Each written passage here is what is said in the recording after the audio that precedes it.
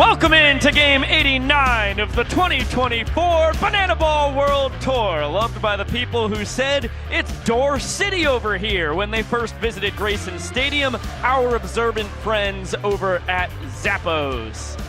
We're coming in today on the heels of another legendary Banana Ball game, as the Party Animals pulled out a thrilling win last night after 3 rounds of showdowns. That makes it 3 out of our last 4 games and 5 out of the last 9 that have gone to showdown tiebreakers. After just 6 of the first 79 games got bonus Banana Ball.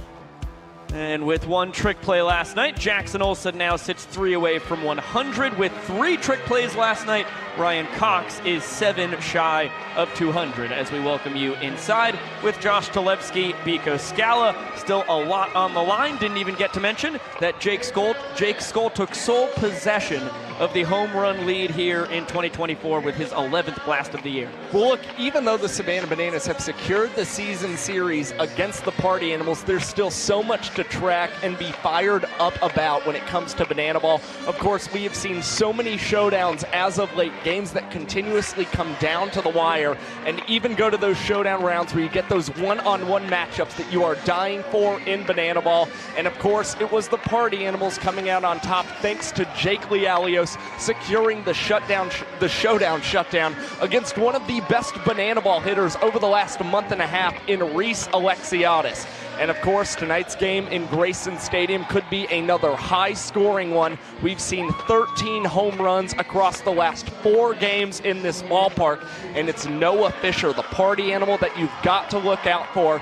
Each of the last 2 Fridays here in Grayson Stadium, it's been Noah Fisher with 2 home run games out there offensively. And by the way, he also had the most total bases in a single Banana Ball game as well last night. Let's dig a little deeper into what went down an evening ago, because Fisher had the most prolific offensive performance for a player in Banana Ball history and helped the Party Animals survive after 3 rounds of showdowns. Well, it was another unbelievable Banana Ball game last night, and of course went to 3 rounds of showdowns. And again, you get the look at the line from Noah Fisher with 2 doubles and 2 home runs for the Party Animals. And what's more, we could have seen the single game total home run record tied last night if it hadn't been for a home run robbery from Reese Alexiadis in right field for the Savannah Bananas, with Dakota Stilts All-Britain on the pitcher's mound at the same time. One of the greatest plays we have seen all season long on this Banana Ball World Tour.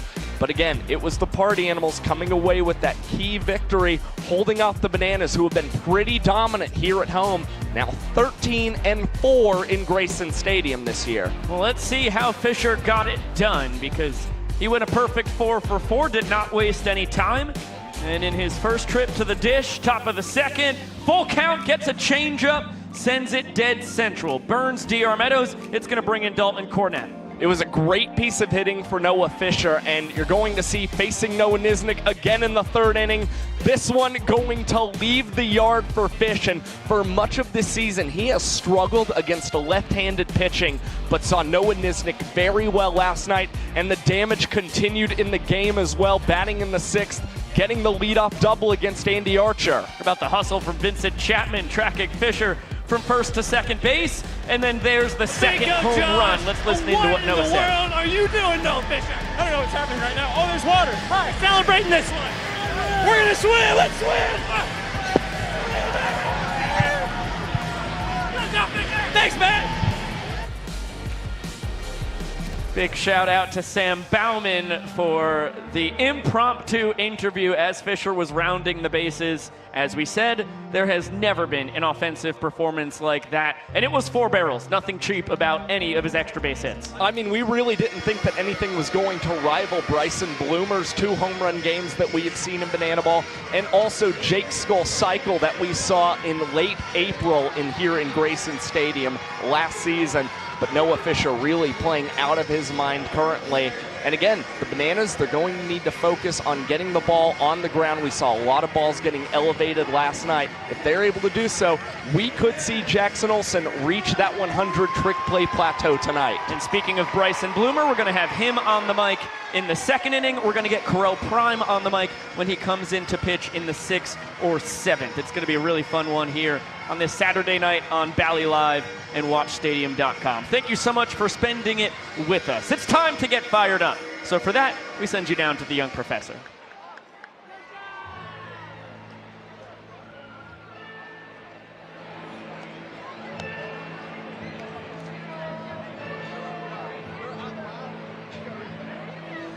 Ladies, gentlemen, boys and girls, and potassium enthusiasts from around the world.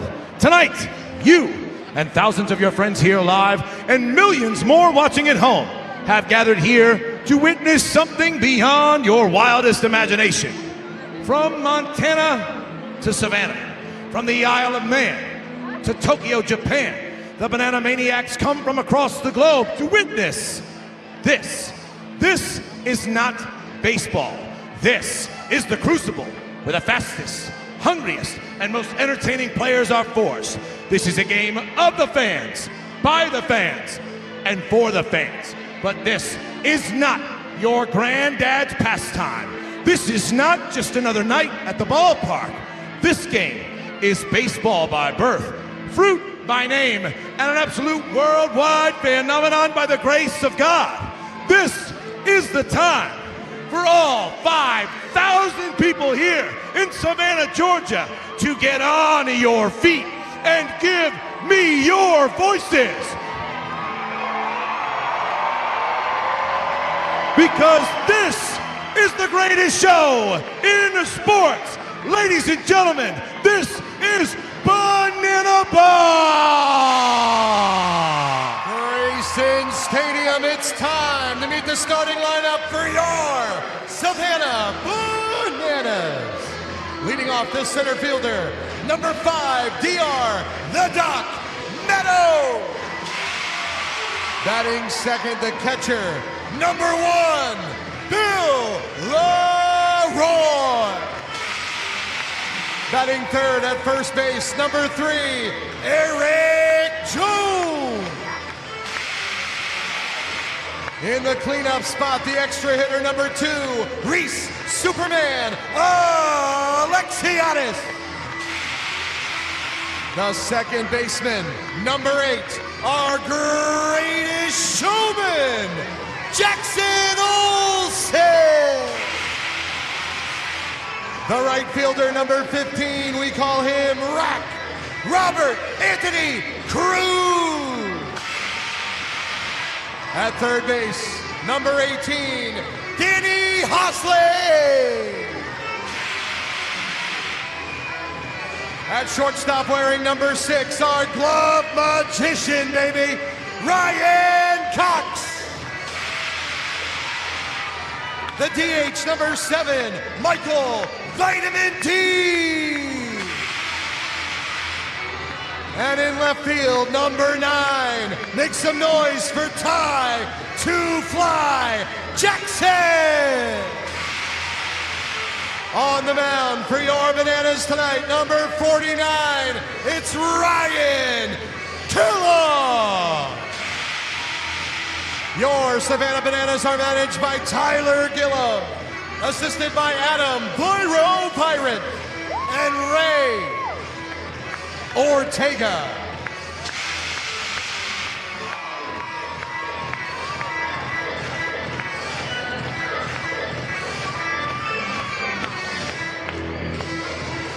Fans, please remain standing and remove your hats.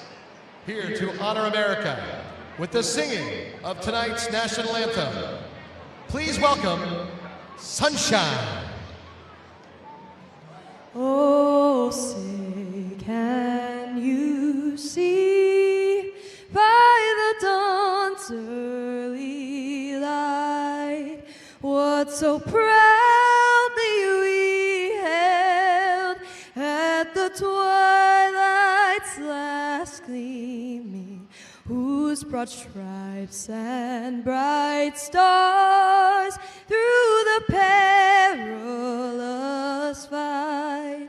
Oh, the ramparts we watched were so gallantly streaming, and the rockets' red glare, the bombs bursting in air, gave proof through the night that our flag was still there. Oh, say does that star-spangled banner yet wave o'er the land of the free and the home of the brave? Give it up for Sunshine!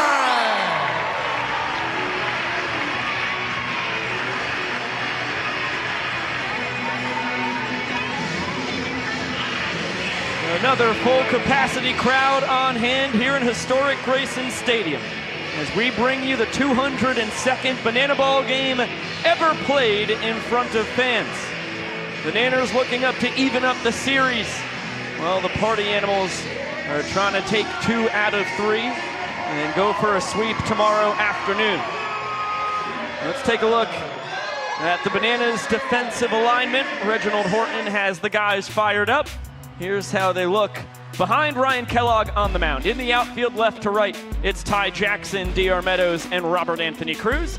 In the infield, third to first, Annie Hosley, Ryan Cox, Jackson Olsen, and Eric Jones Jr.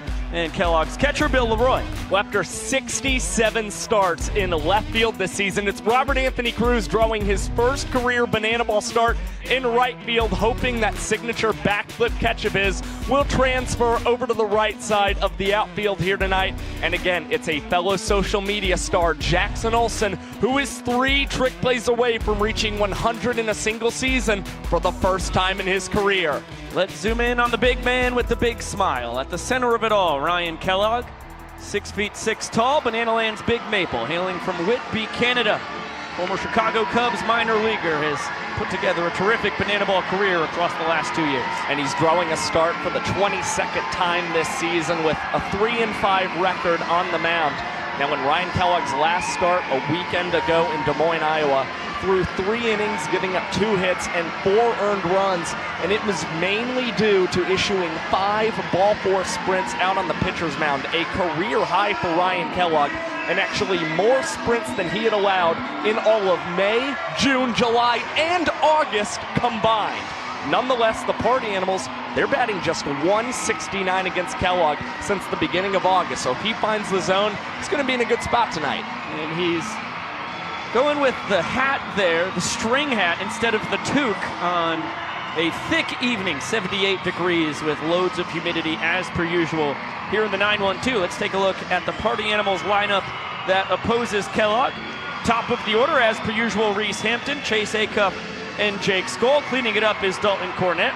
And the man of the hour, Noah Fisher, with Bryson Bloomer, Tanner Thomas, Bronson Ballholm, Jason Swan, and Dustin Baber down below him. Well, people still talking about Noah Fisher's 2-home-run game a night ago, but we saw Bryson Bloomer in Durham earlier this season, had a 2-home-run game against Ryan Kellogg. See if the Party Animals can put up another prolific offensive performance down to the young prop. We are going to need your help. When I count to 3, I need you to yell out, "Start the clock." 1, 2, 3. Showtime! Showtime indeed. A pair of former minor leaguers battle to kick us off. Always great to see Reese Hampton dueling against the professor when it comes to Banana Land pitchers, Ryan Kellogg. It's a changeup, middle of the zone, to jump ahead and start the game. Hampton not fooled on the 0-1. Diving play, Danny Hosley to his feet. What a play! Steals a hit from Hampton. Nothing more you can say except that is a professional play from Danny Hosley. Again, was not slated to start this season as the Bananas' everyday third baseman, but has really taken on the role as the season's progressed and has only gotten better with the glove over on that left side of the infield. Big smile for Danny Hosley, who threw the 9th inning and all 3 rounds of showdowns last night for the Bananas. Also poked his first home run out of the park an evening ago. They cut the opposite way. Robert Anthony Cruz tested early, and the backflip catch works just as well in right as it does in left. Robert Anthony Cruz with the dance as well to cap off an unbelievable trick play. It is now 26 for Rack in his rookie banana ball campaign as you get another look. Sweet stuff from Rack. That's what we call a rack flip. And 2 quick outs here for Kellogg. Filling up the zone. Stares down his fellow former 7-year minor leaguer in Jake Skoll. And once again, it's a first pitch strike. Skoll's been a world beater this year for the Party Animals. His 4th World Tour. 2nd with the boys in black and pink. Facing all hitters in homers, triples, doubles, RBIs, and runs scored. It's pretty ridiculous what Jake Skoll's able to do on a nightly basis for the Party Animals. 41 of his 82 total hits have gone for extra bases this season. Kellogg caught him guessing there. Snuck a fastball through in a hitter's count. And then goes to the change. Skoll able to spoil it. Ryan Kellogg, a 5-pitch guy. 4-seam, 2-seam fastballs, changeup, slider, and curve. Although he throws a variety of different changeups. Always tinkering with the mix. You never know what's coming. This one right back to Banana Land's Big Maple. Under the leg, over to first. EJ behind the back. Kellogg has trick play number 3. EJ trick play number 43. That's the kind of inning you want to show aspiring players in banana ball. Not only a great baseball play from Danny Hosley, but some unbelievable trick plays from Robert Anthony Cruz, Ryan Kellogg, and Eric Jones Jr. Kellogg does his job, sets down the big first 3 for the Party Animals in order, and now the Bananas just need 1 run to walk off the first inning. Here's how they line it up defensively. Left to right in the outfield, it's Tanner Thomas, Reese Hampton, and Jake Skoll. In the infield, third to first, UC Bryson Bloomer, Chase Acuff, Dustin Baber, and Jason Swan. Behind the dish is Bronson Ballholm, and on the mound is Garrett Delano. Well, last night we saw the Party Animals first baseman Jason Swan get to 40 trick plays for the first time in a single season. Bryson Bloomer and Reese Hampton hoping to reach that 40 plateau very soon for the Party Animals as well. And for Chase Acuff, certainly chasing 150 trick plays on his 2024 season. For Garrett Delano, leading all pitchers with his 8 trick plays in as many tries. Out of Callahan, Florida, 6 feet, 2 inches tall.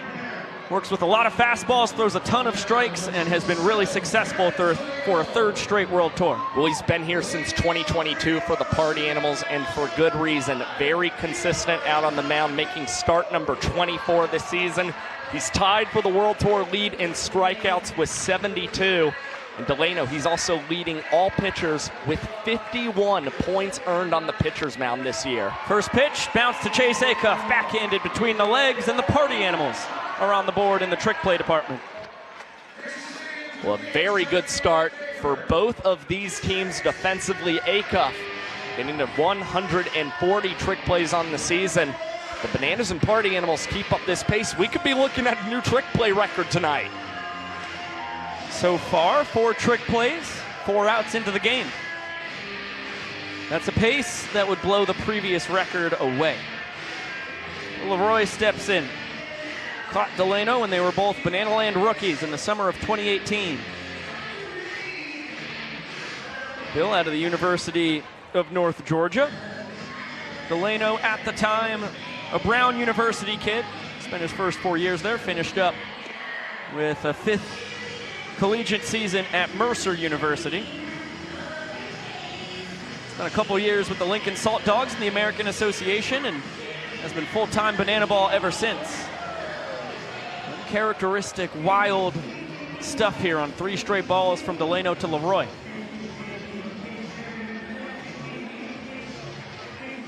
Bill having a tremendous 7th season as a Savannah Banana. Where did that miss? What happened? I don't understand how Bill Leroy just earned a sprint on that.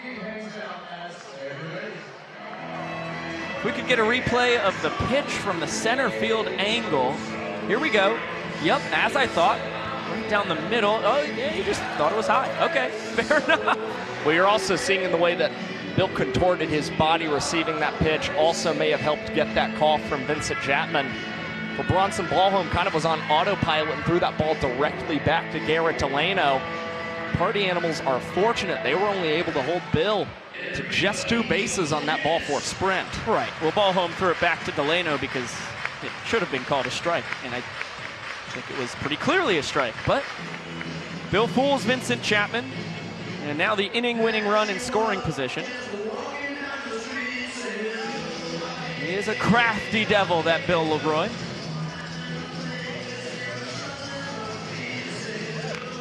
As EJ fouls this one off, he picked up his 27th walk-off of the year. Only Michael Deeb has more on this tour. That was last night for EJ.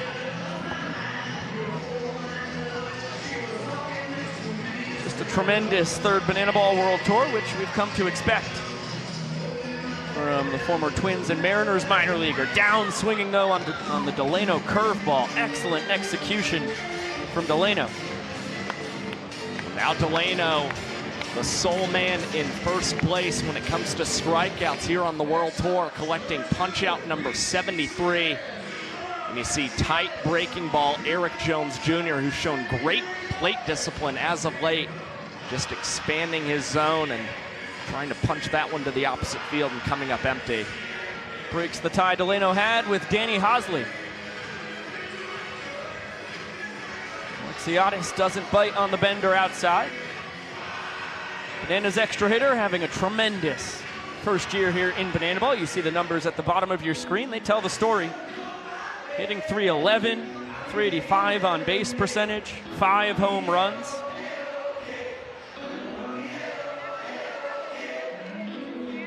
And not seen there.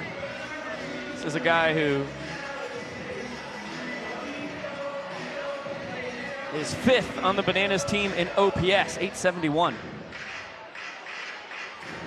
Behind Meadows, Oberst, Deeb, and Jones Jr., the big boppers. This one flared into right center. It's trouble. Bill getting the wave around. The throw from Skoll, not in time. Reese Alexiadis comes through, his 24th walk-off of the year, and the Nanners lead 1-0. A good start for the Savannah Bananas in tonight's contest, and for Reese Alexiadis. Now has a walk-off in 6 of his last 9 games for his club. Swinging a good bat right now. Well, the tight strike zone comes back to bite Delano. Nice excuse me swing there from Super Reese. Gets the job done as we'll toss it down to Drake Toll. Bico, the Bananas get the point there, and now it's time for the Party Animals to answer. Noah Fisher's the guy who's going to help answer that. We can walk. He's about to actually hit. So we'll walk you over to the circle, Noah. Last night, 2 home runs. You go 4 for 4. Different approach, different breakfasts. What was it? I've just been feeling locked in recently. I think I've just let myself have a lot more fun. I've just been letting the game come to me and just taking it pitch by pitch. And I mean, I have been working really hard mechanically and on the body to make sure that we are primed and ready for these games. So I think we're just having more fun, honestly, and it's paying off. For the younger hitters out there, how do you go 4 for 4 with 2 home runs? You stick with the plan, as Mr. Bryson Bloomer says. So you stick with the plan, you don't give up on it, and it'll pay off at some point. How did you celebrate the win last night? I played some Fortnite. Got a couple dubs, too. So shout out to the gamers out there. Following a 2 home run game, what's the strategy as you walk into the box there to get number 3 on the weekend? You know, I'm just going to try to see something deep. Kellogg likes to try to pitch me outer half, soft away, so I'm going to try to hit a line drive through the 4-hole here. If that happens, and I call that, that's going to be awesome. But that's going to be my approach going into this. Go take some practice swings. Thank you. Josh, Bico, party on. Thank you, Drake. Thanks so much, Noah, for all the insight coming into his first plate appearance tonight. After the greatest single offensive performance in a banana ball game across the first 201 games ever played, Dalton Cornett having himself a good start here to banana ball game 202.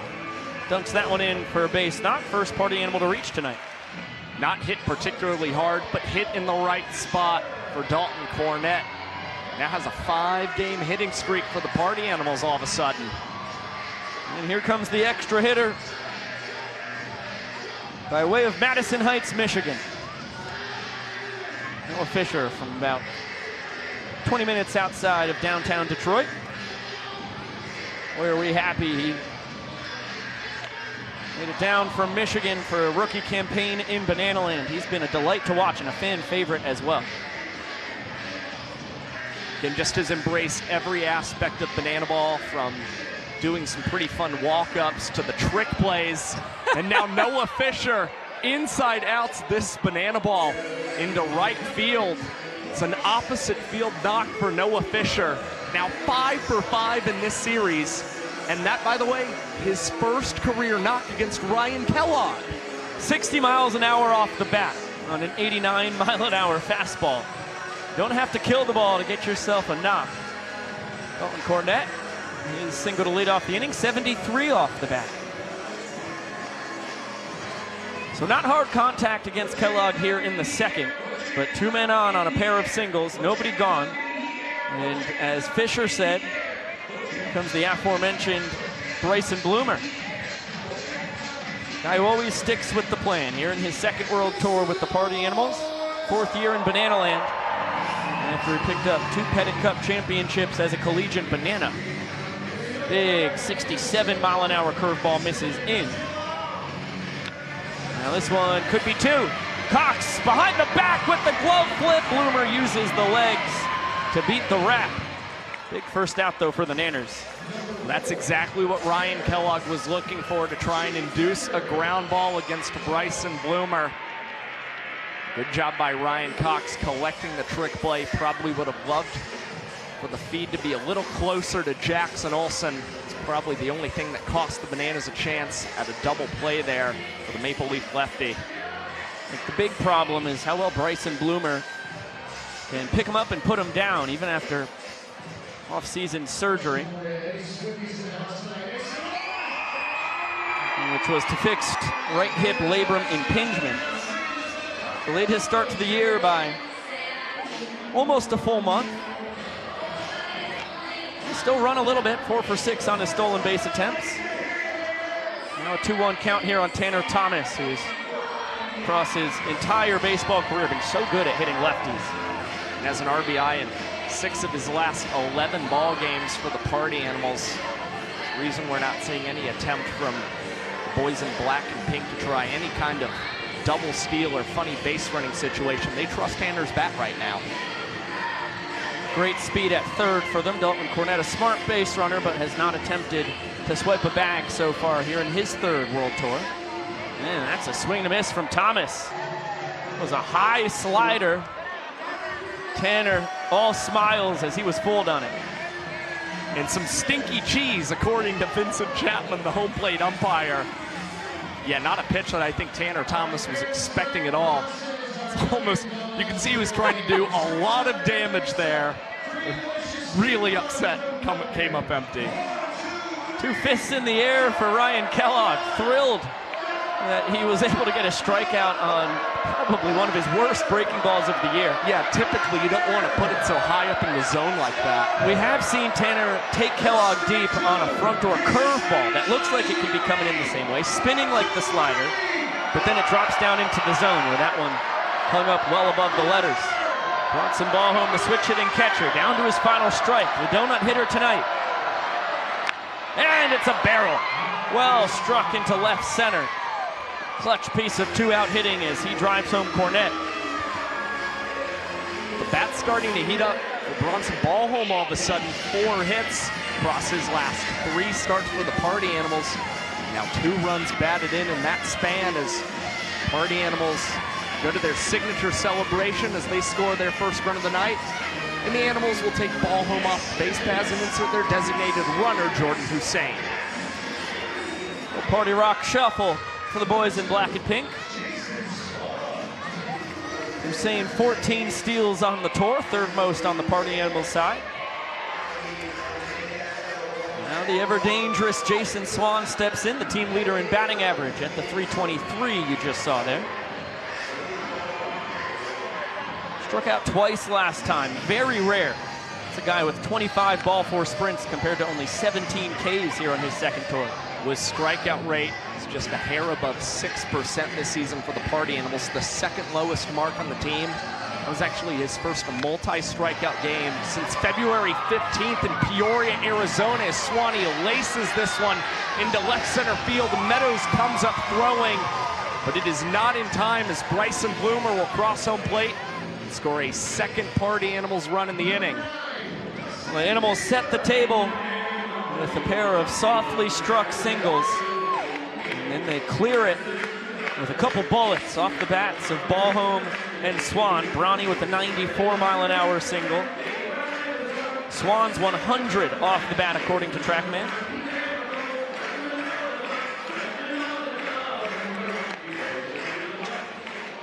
First two hits in the inning, as I said earlier, were 73 and 60 off the bat. No ball and a strike on Dustin Baber as he can't connect on the slider. Driving down towards the back foot and rolls this one fair. Hosley's going to take it to third, beats Hussein. And that ends the frame. But after the Party Animals notch 4 hits, push across 2 runs, have a great chance to earn their first point of the night.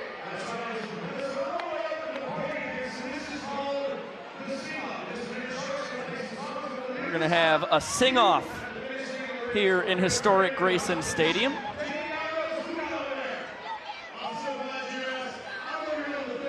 As you get another look at the final out there in the top of the second. See what the folks in Savannah have as far as singing voices here on a beautiful Saturday night.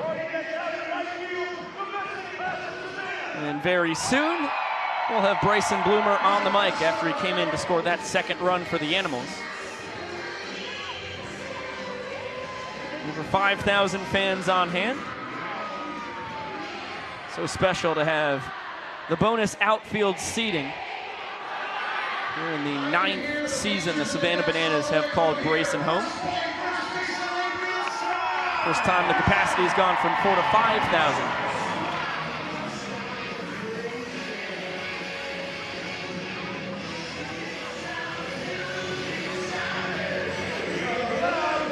And as the fans declare their desire to rock and roll all night, Bloomer, it looks like your former head coach Tyler Gillum just got mugged by your current teammates. I don't know what's going on. Well, how are you guys doing? Don't mind them. I don't know how I can look away from that. Gillum's not moving.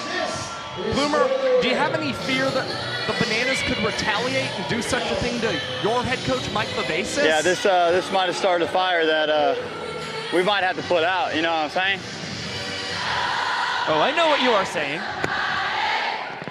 5, 6, and 7 due to swing it here for the Nanners. Jackson Olsen takes the heater just to pinch up. Well, you guys had a tremendous game last night, Bloom. Yes, Good sir. start here this evening, even though you trail by a point. The bats came to swing it there. Yeah. To drive in a pair with 2 outs. How about the clutch hits from Ballholm and Swanee? You gotta love 2-out hitting. That's probably the most important thing in baseball and doubly important in banana ball. And you gotta love it. Well, you gotta love that Garrett Delano changeup too. That is a nasty pitch that Olsen swings through. Nasty. Oh, we got it again. Right back to it, gets his second K of the night. Now, what was the talk like in your dugout, in your locker room after you guys pulled it out after 3 rounds of showdowns last night? I think the morale was up because that's one of the games where you can easily lose, and we've had a rough patch, and that was a game that sorry, excuse me, I got distracted there. That was a game that we felt hope was lost, and then to have Lealios in there, close the door, some clutch hitting, I mean, put a smile on my face. Big smile. Bloomer, obviously the bat in your career has always spoken for itself. One of the best party animal bats we've ever seen in their franchise history. How fun is it to see the long balls from Jake Skull and then 2 from your teammate Noah Fisher as well last night? Oh man, Fish, Scully's bomb was so awesome, and then Fish just having an absolute night, beating my record. I could not have been happier. That dude has grinded every day since he's been here, done everything you could ever ask of him, and just to have him show out like that was amazing. And speaking with Drake Toll, which we got just a little while ago, he actually credited you for help with his approach at the plate. Really? What kind of stuff have you been working on with them? Well, I'm glad he said that. Oh, barrel. You know, I'm glad he said that. I think me and him have very similar approaches, you know, just work in the middle of the field, try to spray line drives, and he did a fantastic job of that. I completely agree when it comes to the approach, and just you guys have a similar menacing look to you in the box. Yeah. When Fisher had the biggest offensive weekend of any guy on either side in Tampa to start the tour, we said, uh-oh, the Party Animals just got another Bryson Bloomer. Ooh. That feels like a problem after the Bryson Bloomer we're talking to right now hit 329 and led the tour with 56 RBIs last year. Yeah, man. You know, obviously this year hasn't been the easiest. Dealing with injury, coming back from hip surgery, feeling good, and then fracturing my pisiform. It hasn't been easy, but I've been in high spirits and honestly just glad to be out here today. 1-2 count here on Danny Hosley, who represents the inning tying run. All right, Biko, we got a ground ball double play situation right here. 2 strikes. I'm a little shallow over here at third, just hunting the ground ball, ready for anything. We're gonna roll this thing up. Oh, here you go. Under the leg. Oh, Baber couldn't grab it. Oh, no. Oh, that was not the best time for an E4. He was a little low, but I got the trick. Trying to get the trick in there, fed him a little low.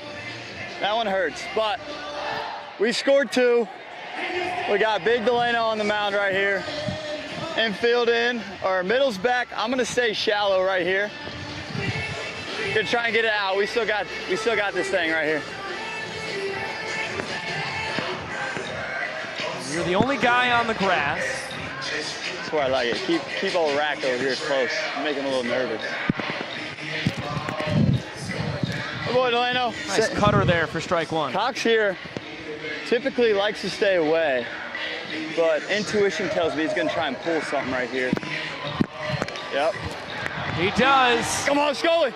Jake Skull! You gotta love that, Biko. What a diving play to save the inning. You One gotta run love that. does score, but the Party Animals still lead.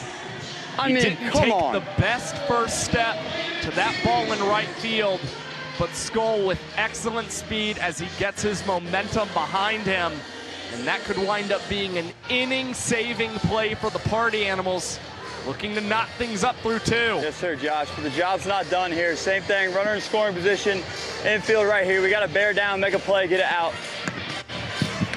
Ooh, Michael barrel. Deeb does what he does. Line drive shot. Here comes How's Hosley. it going? Throw from Skull. Tied it up. It pushes ball home past home plate. And Deeb comes through in the clutch once again. 3 for 4 here on the weekend, and 4 for 4 when it comes to barrels. You got to give the Bananas credit. Make a mistake, make us pay. They've been doing that a lot this year. You got to give them credit. Now, Bloomer, as we get a little Kuna Matata walk-up for Ty Jackson in the 10-hole, personally, obviously, you might be biased. Would you rule on the grounder to you between the legs, would you rule that a trick play missed or an E4 on the throw to second? Tough to put you on the spot here. I'm gonna go with a missed trick play because Baber was going between the legs right there, and that could have made a little oopsie on the low throw. Oh, you saw Baber preparing to double up on the between the legs. Yeah. From my angle, he was definitely ready to go for the between the legs. I think a little double between the legs, around the horn double play would have been sweet. Instead, we've got a tie inning. Malachi Mitchell pinch runs as the inning winning run over at first. And Ty Jackson looking for his first career walk-off with a 1-0 count. Ooh. That ball blasted. Tanner. Nah, we got that out the end. And Tanner's going to take care of it. We survived. We got to go back to work on offense here. Bryson Bloomer, thank you so much for joining us, man. It's a blast, as always. Thank you, Biko. Keep having fun, Bloomer. Thank you, Josh. Love you guys. Love you too, Chill dude. out there, all right? You too. Have a great rest of your night. So the inning ends tied at 2 runs each. As you get another look at Jake Skoll flying behind the steel beam and making what at the time was an inning-saving play. Let's toss it down to Maceo Harrison. He'll dance us to the third.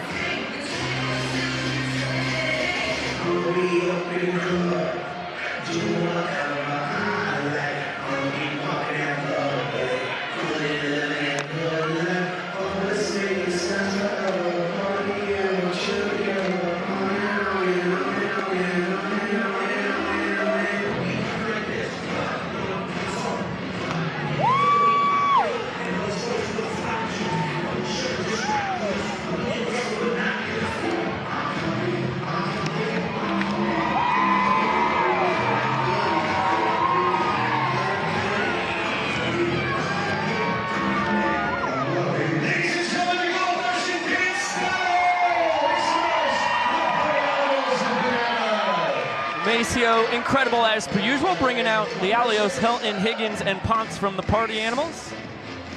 Ziegler, Nisnik, Kyle Jackson, and Mr. Malachi Mitchell for the Bananas. We head to the third inning. Nanners lead 1-0. A lot of fireworks in the second. Saw each squad push 2 runs across, so no point earned for either side. We're back to the top of the order for the Party Animals. Reese Hampton, Chase Acuff, and Jake Skoll. And Reese starts off the third with a base knock. Good piece of hitting for Reese Hampton. On to lead off this inning. Of course, guy always trying to set the table for the Party Animals. Now extends his 13-game on-base streak for the Animals. And 14 hits away now from reaching 100 in 2024. Generous strike call there, right around the bottom of the zone for Ryan Kellogg. And now he'll bring in Olson, Cox, and Meadows for a choreographed dance. Good to see Bill and Vincent getting in on the action as well.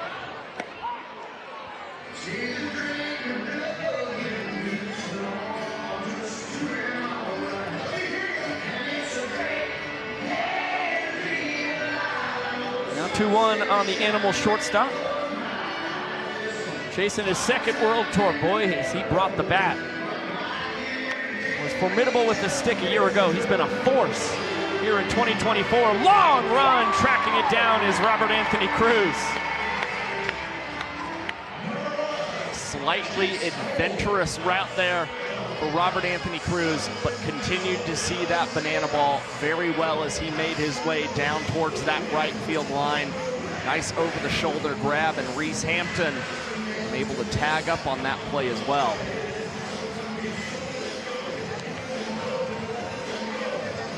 Vincent and Bill. Some enthusiastic boogieing as Jake Skoll fouls off a fastball.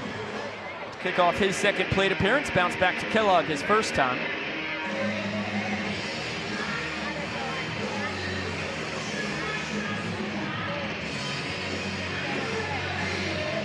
It's been a wild journey for Skoll, which you could say about probably every guy on each team, but Jake in particular, 7 years of minor league baseball, 4 years at the University of Georgia as a football player, a couple years in the Atlantic League, top independent professional league in the country. Diving stop, EJ flips it to second, not in time, back to first, not in time. It's gonna go in the books. Well, Jake pointing up, he's hoping for a single. I would probably rule it a fielder's choice myself. I think I agree with that. Tough play. Jackson Olsen could have possibly taken that ball, but Jones tries to take priority and able to get that throw over to second base in time, but speed of Reese Hampton too much. for the Bananas as the Party Animals now have 2 on, and Dalton Cornett with another one lined into right field. Cruz comes up throwing home, and Bill Leroy will apply the tag on Reese Hampton before he's able to cross. What a throw from Rack on the money. Nice sweeping tag from Leroy. Hampton doesn't get dirty and pays the price. One impressive start to the night for Robert Anthony Cruz, again in his first career banana ball start in right field. Already with a backflip trick play. Now an outfield assist as well for the Bananas. Armando Becerra pinch hitting for Noah Fisher here, so we hope Noah's okay. Guy's 5 for 5 on the weekend with 2 homers and 2 doubles. We see Mondo inserted into the 5-hole in the extra hitter spot.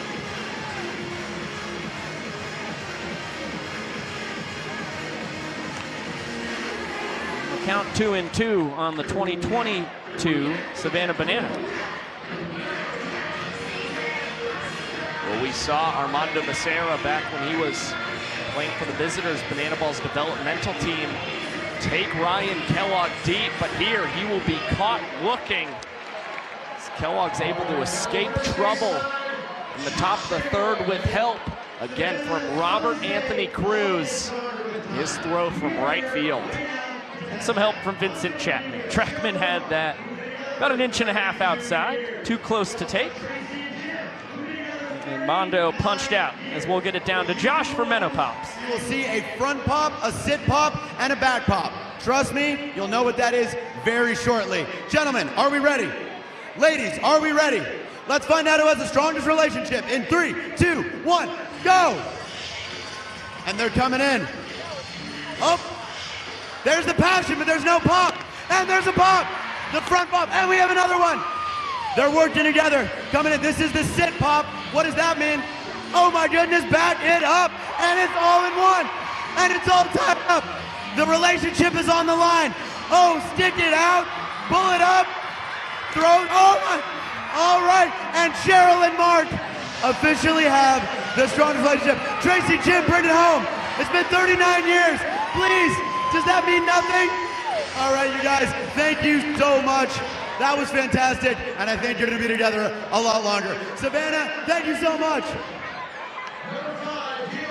Always fun to watch Menno Pops. Josh, excellent job on the hosting duties. Here at Delano, has no run support here in the 3rd inning. Just like Kellogg in the top half. He has to face the top of the order. DR Meadows, Bill Leroy, and Eric Jones Jr. due to swing it as the curveball grabs the bottom of the zone.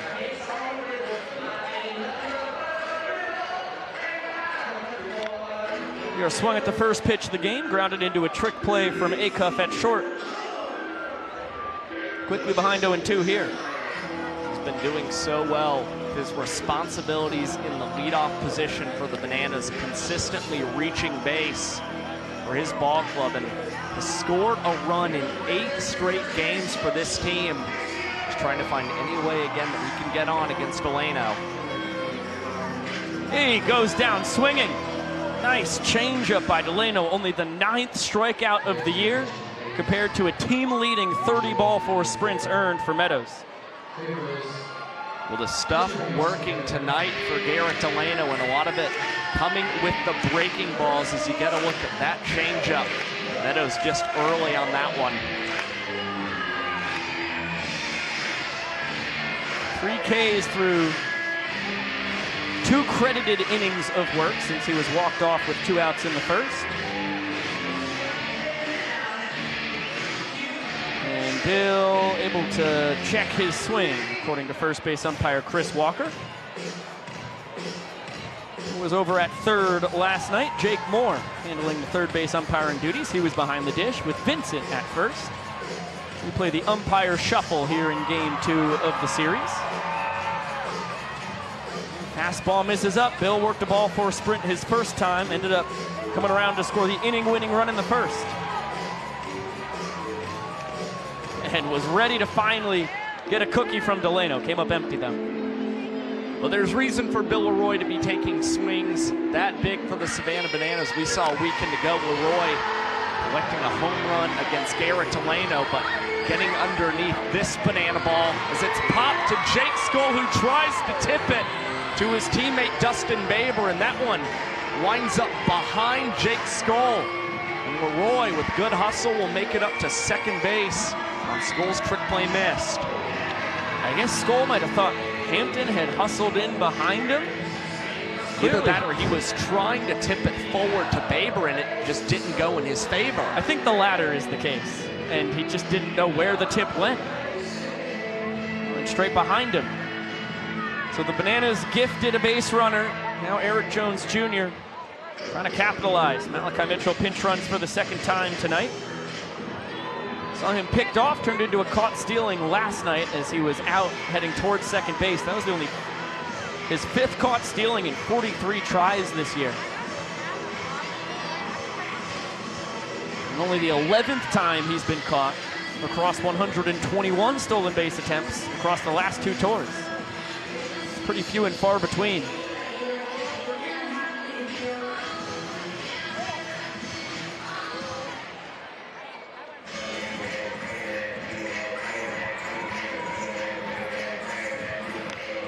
Popped right side, foul territory. Delano and Swan heading towards the Bananas dugout, and Swanee grabs it for the second out.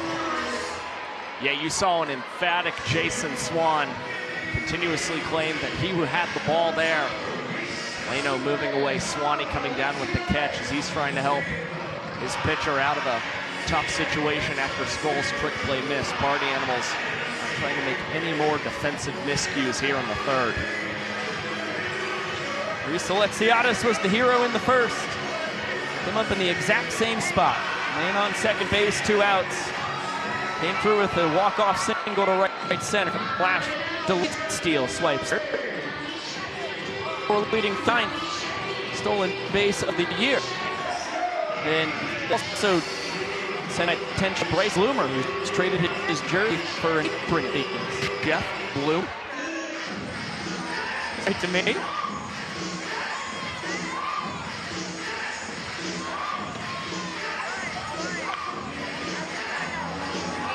Delano one break away from escaping the inning. Inning run 90 feet from scoring.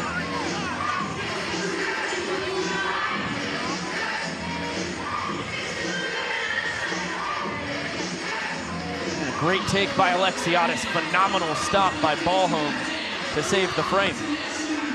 That was Delano trying to go to the same pitch that he was able to strike out Eric Jones Jr. on in the first, seeing if Alexiadis would try and chase that outside slider, but a very good take as Delano comes set with the 2-2. Misses down and away. Not where he wanted to locate the changeup. Now ball 4. Wins the inning for the Bananas. Delano's got to throw one in the zone. The payoff. Swing and a miss. Goes right at Alexiadis. Picks up strikeout number 4 on the night. Strands the inning-winning run at third. Well, it was Alexiadis who tagged Delano in the first inning, got the Bananas their walk-off. And this time Delano gets his revenge. Mighty hack from Alexiadis, but nothing doing for the Bananas. Let's go down to the young professor. It's a Banana Land race. I've got Victor over there with the Party Animals. I've got birthday boy Harrison over here with the Bananas, and they have to sail their ships all the way back to the finish line. Whichever pirate makes it first is the winner. Gentlemen, are we ready? All right, the Pirates are on board. On your marks, get set, go! And the sailing begins. The Bananas hit a stopping point, but here come the Party Animals as they roll it on down. This is a rocky ocean ride. Who is going to make it first to the finish line? The Bananas are coming in hot. And ladies and gentlemen, Harrison is the winner. It was close, man. It was close. Harrison wins the Pirates of Banana Land race. The Pirates of Banana Land Brand new promotion, big winner in my book. I don't even know which part I'd like to do more. If I want to be part of the water, or if I'd want to ride on the table. Personally, I think I'd be a table rider. Happy to be one of the cogs in the wheels down below. Just feel like I'm light enough. It's a suitable place for me. Cogs in the wheel does not sound right at all. Cogs in the gear, maybe, but they kind of look like wheels, kind of in a log situation. Well, now we know why Bryson Bloomer was wearing this apron. He's got the heart of a fighter. And of course, he's a survivor. Bryson Bloomer with a little Reba. Supporting role there by Jordan Hussein. He's out of the picture. Bloomer hurls his wig in Kellogg's direction. Guess he's not a fan of Reds. Getting flashbacks to the first ever horse race as a heater fired behind the keister of the Boomer. So it's going to be a 1-0 count. Vincent Chapman's now calling time. He's going to dust off, though. We've gone into full mischief mode now. Everybody's clapping along with our home plate umpire. Yeah, he hurls the mask away. He's going to twerk.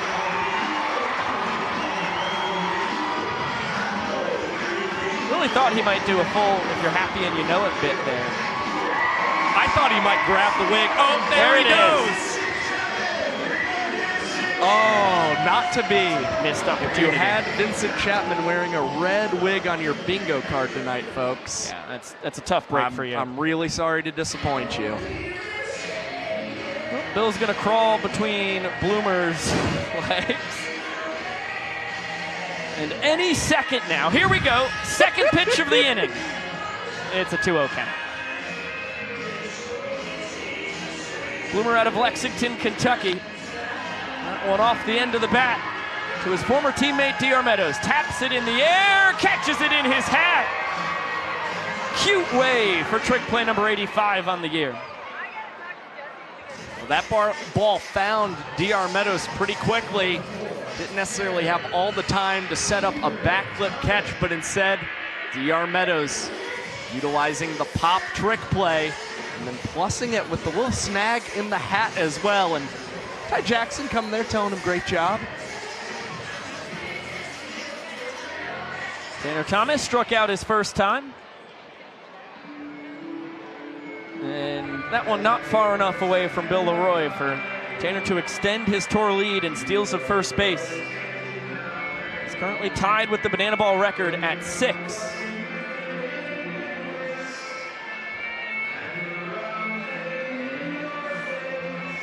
Trying to separate himself from Dan Oberst and Dakota McFadden as EJ's going to grab that between the legs. Hustle over to first and retire Thomas. Well, 2 outs and 2 trick plays from the Savannah Bananas. Eric Jones Jr. sensing or seeing that slow roller, took his time to field that one between the legs and then take it to the bag himself. 3 trick plays, 4 trick plays this weekend for EJ. Up to 44 on the tour. As you can see there, it does look like the Bananas have retaliated for the mugging of their head coach. Andy Archer took out Mike Vivacis. Kind of surprising. I know Andy's got the reach, but I would have taken Vava in a one-on-one battle there. Andy just doesn't strike me as an aggressor. There's not a chance he's been in a fight in his life. Not a chance. I bet my life savings on it. This is coming from another person who's never been in a fight in his life. I've never been in a fight. Yeah. We know it when we see someone else with a lack of brawling experience. Bronny is going to have a ball 4 sprint, and he's going to be content with 2 bases. So by the time he got to second, the Bananas only needed to get the ball around the outfielders before they had gotten all 7 fielders behind the pitcher and catcher to touch the ball, meaning that runners could be tagged out. For a split second, it was Ballholm taking a glance towards third base, trying to see if he could get 90 feet away from scoring, but Ryan Kellogg wisely sensed that from ball home, started to take off towards that third base bag to be able to cover. Barani gotten a little aggressive. Hussein will once again take ball home spot on the base paths. Party Animals designated runner can pitch run one time every trip through the order, just like Malachi Mitchell for the Bananas. This one popped right side. Leroy is under it, and he's got himself another trick play. Up to 7 on the tour for the man in his 7th year as a Banana. The second 3-trick play inning of the game for the Savannah Bananas. Now back-to-back nights where we've seen Bill Leroy come up with the barehanded snag in foul territory. And Archer and Vava continue to brawl. Really troubling over off the third base line in foul territory. On the other side of the field, Bill now 7 for 11 on his trick play tries. And has a healthy lead when it comes to catchers. Ball home with the second most with only 2. Hey, baby time here in historic Grayson Stadium. Get a look at 375th straight sold-out crowd in Banana Land, moving it and grooving it. Goes all the way back to the inaugural season of the Savannah Bananas back in the Coastal Playing League days. Sold out 18 of the first 25 games and have not missed a sellout ever since. Thanks for the most amazing atmosphere I've ever had the pleasure of being a part of in sports.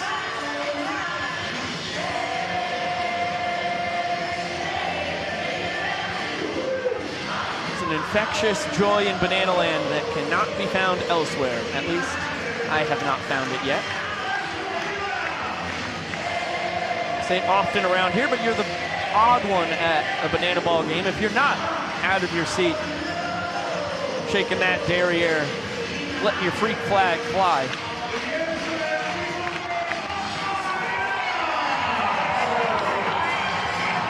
That's what everybody's doing. As you could see just there. Go to the bottom of the 4th inning. Not a full moon, but we're getting there. High above Grayson Stadium, nestled in on the eastern side of Daffin Park. Bananas still lead this game 1-0. And Jackson Olsen, a little bit of a grease walk up here, hoping to kickstart a rally to double the Nanners' lead in points. How about Nana Gale getting in on the action?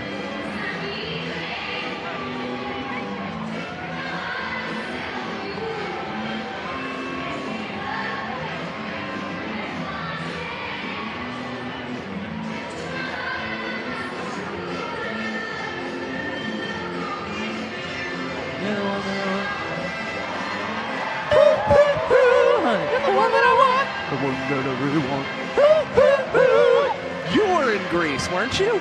Correct, 6th grade. Yeah, were you Danny Zuko? I was. Yeah, you know me well. I felt like I remembered you sharing that tidbit with me in life. Correct. Yeah, we did not do the entire show. We just did like 5 or 6 songs. Well, did you do that dance? I did actually do that dance. We were lip syncing. We did not sing it. You were lip syncing? Lip syncing. Lip sync the whole thing. Yeah, it's a travesty. I've heard those golden pipes. Right. My Aunt Lynn's going to be heartbroken to find out that I was lip syncing all those years ago. She said I sounded even better than Danny Zuko. Little did she know it was actually just Danny Zuko. I was moving my lips. I wasn't producing any sound. You're supposed to say watermelon. Did you know that? No, I did not back then. I just learned that, actually. You just say watermelon over and over again? Apparently people just think you're saying a bunch of different words and that they're all the right words. Right. Well, I was actually lip syncing the right words. Hey, nice leaping snag. Jason Swan takes the hit away from Jackie. Great reaction from Jason Swan. We saw that play a couple times last weekend in Des Moines, Iowa. Swanee getting tested over there at first base by some of these Bananas lefties, and he continues to win the battles. I know Jackie's got an 80-80 season on the mind, 80 trick plays, 80 hits. He's 11 hits shy. His hits at 69 that's going to be a knock there for Robert Anthony Cruz. He's 2 for 2 on the night. Skull trying to make a sliding snag. Can't come up with the fine play. And for Robert Anthony Cruz, entered this game 0 for his last 15 at the plate. Now finds himself 2 for 2 tonight, starting to breathe. Deep sigh of relief. One day, Josh, I'll track down the video of Biko's Grease performance in 6th grade. Long lost footage. Big mystery for the Scala and Polcari families alike. Pretty sure Gabby Edwards' mom has it, but well, she owns a spa in Saugerties, so just have to walk in one day, demand the footage. I'm sure she's got it handy. You're just gonna ask for the video, you're not gonna like treat yourself to a spa day? I could use a pedicure. I was gonna say, that's a best of both worlds situation. This one out to deep right center field. Hampton glides over, grabs it for out number 2.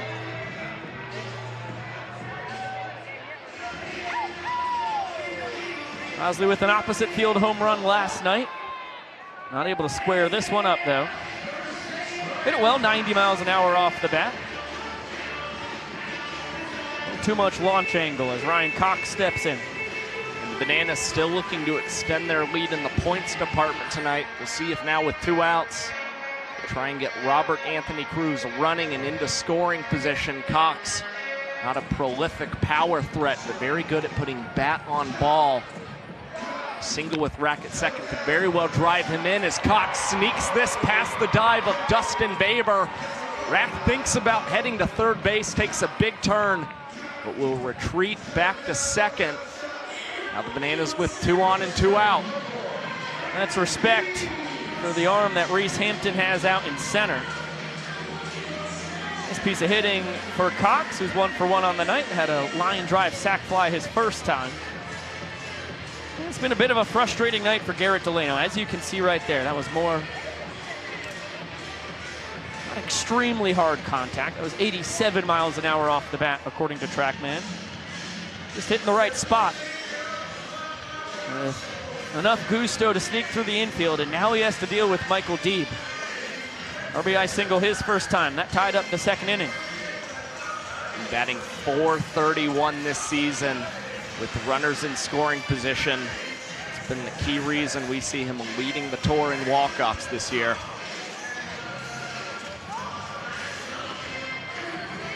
Nearly plunked by the fastball. They hit 2 balls and a strike. Deeb hitting .322, a .417 on base percentage. 28 ball 4 sprints compared to 19 strikeouts. You just know you're getting a quality at bat when you send him to the dish right now.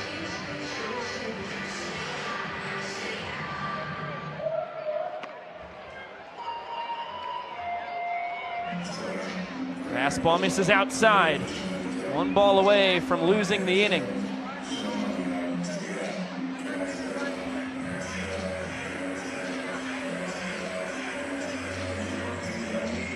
The 3-1. So got deep to chase. Cutter ended up bearing in off the plate. And the former White Sox minor leaguer was ready to hack. Considering how disciplined we've seen the approach from Michael Deeb lately, surprising that he swung at that 3-1 offering for Garrett Delano. I will be trying to protect anything that's close while seeking that 34th walk-off 2024. Runners will be off. And Delano steps off. Robert Anthony Cruz, the inning-winning run. He takes off from second. Backdoor missed. Wow. Deeb will earn his tour-leading 34th walk-off backdoor curveball. TrackMan had it just barely, and I mean barely, grazing the plate. Delano does not get the call. And how about this? A little mannequin challenge from the Bananas. Boys are frozen in time. How about the strength from Kellogg and Lewis? Feels like there the they go. mid-2010s again, doesn't it? LeBron James and the Miami Heat are trying to three-peat right now. What a celebration from the Nanners. They lead 2-0. 4 innings in the books. As we take another look at the walk-off sprint from Deeb and hand things down to Jolie Chabala on the field. Across the United States, there are over 400,000 children and teens in foster care without a permanent home. To raise awareness and bring families together, we created a nonprofit called Bananas Foster. Our organization is dedicated to celebrating the foster care community while educating and inspiring others to get involved. Tonight, we are celebrating the Courtney family. Noah and Jennifer are veterans of the United States military. They have been a licensed foster family since 2005 and have welcomed 47 children and teens into their home. Fans, please help us celebrate the Courtney family for making a difference in the foster care community.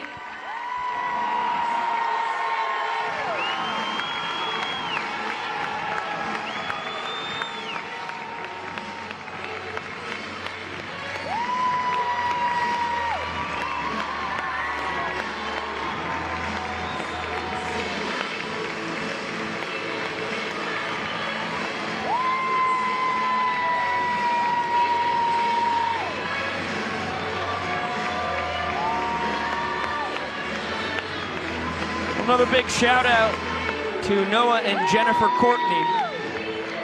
The numbers when we talk about these foster families are always staggering. I mean, these folks have been fostering children and teens since 2005 and have welcomed in 47 different kids into their home. It's mind-boggling. That's superhero stuff. Taking care of youngsters in a time of need. Another big tip of the cap to the Courtney family as Andy Archer will not take over. And I don't know why I thought he would.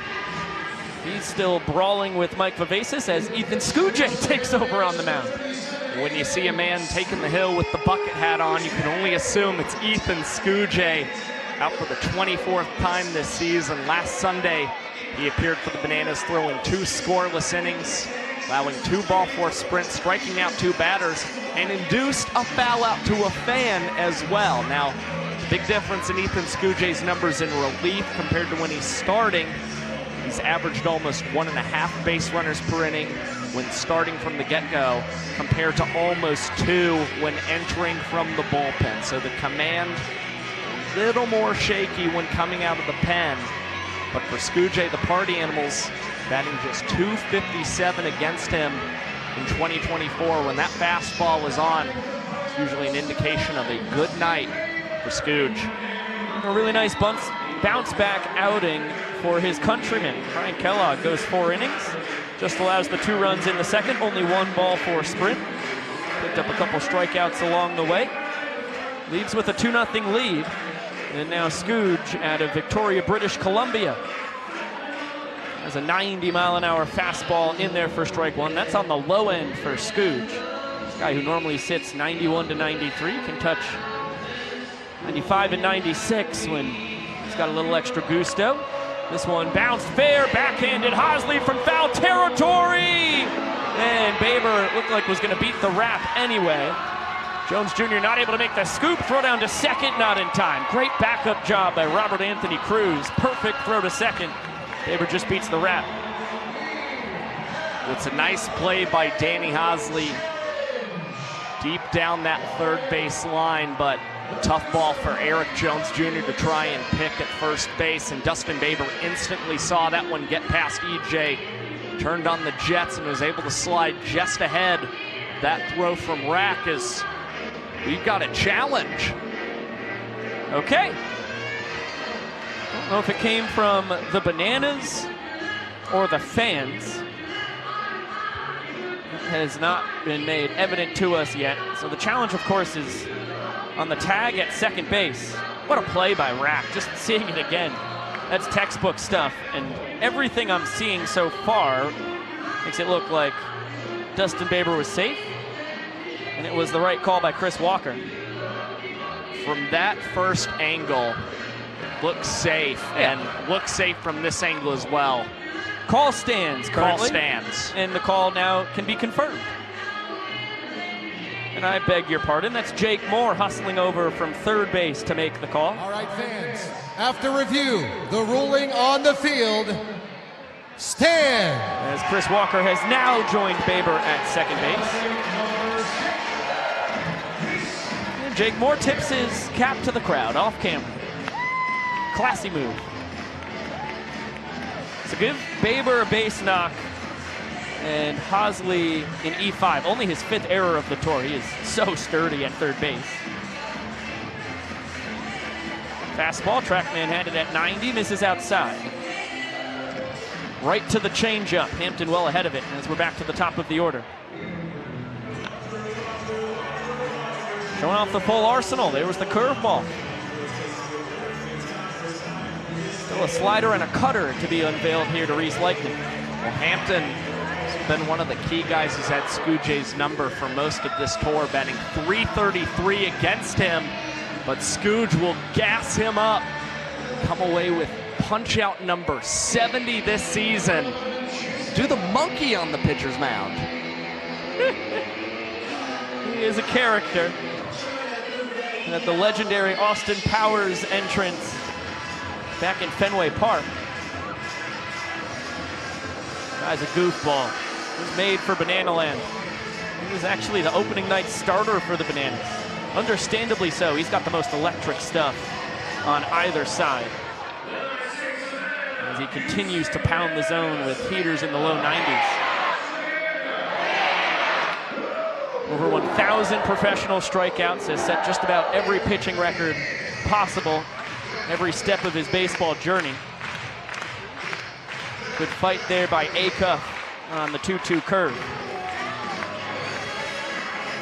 For Scoojay, after delivering that ball at 73 miles an hour, maybe once again trying to set up a fastball here that Chase Acuff can't catch up to. And Scoojay does indeed go to the heater, but misses low.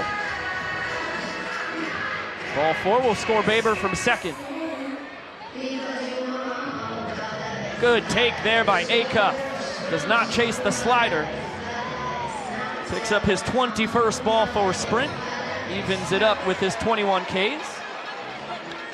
Drives in his 47th run. Well, Acuff drew 5 sprints last weekend in Des Moines, Iowa. 3 of them were sprints with runners in scoring position. And it's once again discipline that works out for Acuff as the party animals get on the board, and Sean Fluke appears to be going streaking. You don't see it very often in Banana Ball. Fluke is going to streak right on out of the stadium.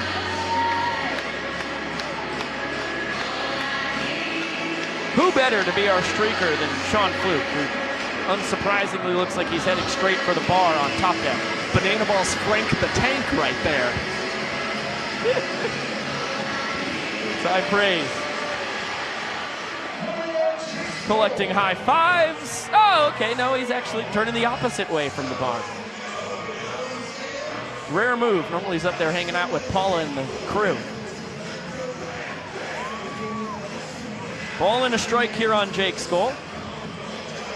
Pair of guys who have battled it out in the Atlantic League and in the Australian Baseball League. And Skoll wins the battle here. Flips it into right. Now Party Animals at the corners with one down.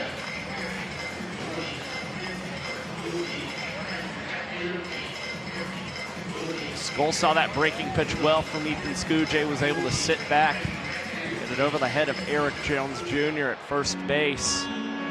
Now Dalton Cornett, good man to have coming up to the plate, 2 for 2 tonight. But Scooje starts him out with a sword. And that was a fastball that had some serious cut to it. Goes to the changeup, the head 0-2. Looking for a quick strikeout. Cornette able to pop this shallow left. Jackson coming in, makes the catch. Acuff is going to deke going home, and Skoll will use the throw all the way into Leroy to grab an extra 90 himself. And again, the Bananas are going to be perfectly content with allowing Skoll to get up to second base. Just happy they've kept the Party Animals from plating a second run here in the 5th. Scooje square off against Armando Becerra.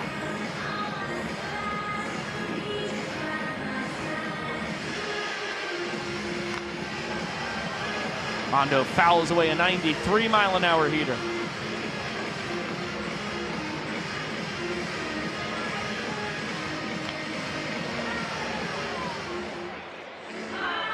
Becerra quickly behind, no balls, 2 strikes.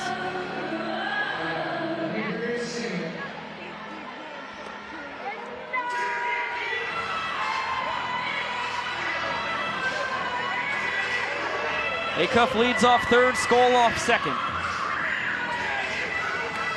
And Bill thought that was strike 3. And that's because it was. According to TrackMan, had plenty of the zone.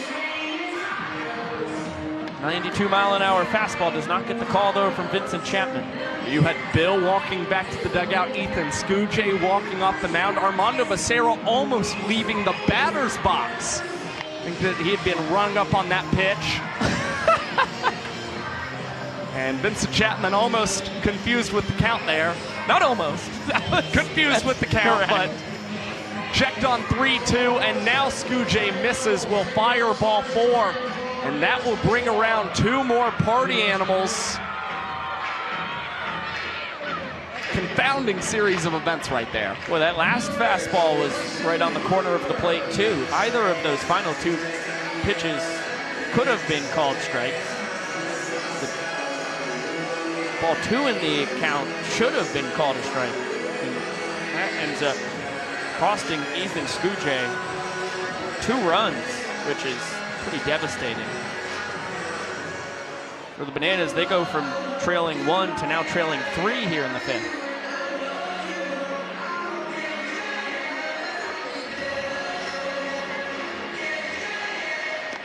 There goes Becerra, Bill's throw down, not in time. Boy, it looks like he snuck the ball between the legs, too. That would have been one of the greatest trick plays from a catcher in Banana Ball history. Well, Bill Leroy was ready to celebrate with Malachi Mitchell in the dugout. It just looks like Jackson Olsen might have whiffed, applying that tag on Becerra. Now Scooje coming set with the 2-1 delivery, and Bloomer fouling that one out of Grayson Stadium. And I think Mondo got the hand in whether the tag was applied or not. So credit Becerra with a stolen base. That's a wild pitch. Bloomer is going to steal first as Becerra stops at third. Good stuff there by Bryson Bloomer. First steal of first of the tour. Good instincts from Bloomer. Again, coming back from injury, may not feel incredibly comfortable facing a guy with such high velocity on the pitcher's mound in Ethan Scooje. So seeing that one come away, Bloomer recognizing this is my best chance to reach base safely for the Animals. And now just try and keep the line moving. Tanner Thomas behind 0-1. And I have just gotten word from Francis Gilbert that Noah Fisher is out of this game with a hand injury. So we hope that Fish is okay. Figured it had to be injury related after he singled his first time to make him 5 for 5 on the weekend to go with 2 homers and 2 doubles. Well, Scooge bears down, rears back and fires a 93-mile-an-hour heater to stop the bleeding. The Party Animals push 3 runs across and have a great chance to earn their first point of the evening.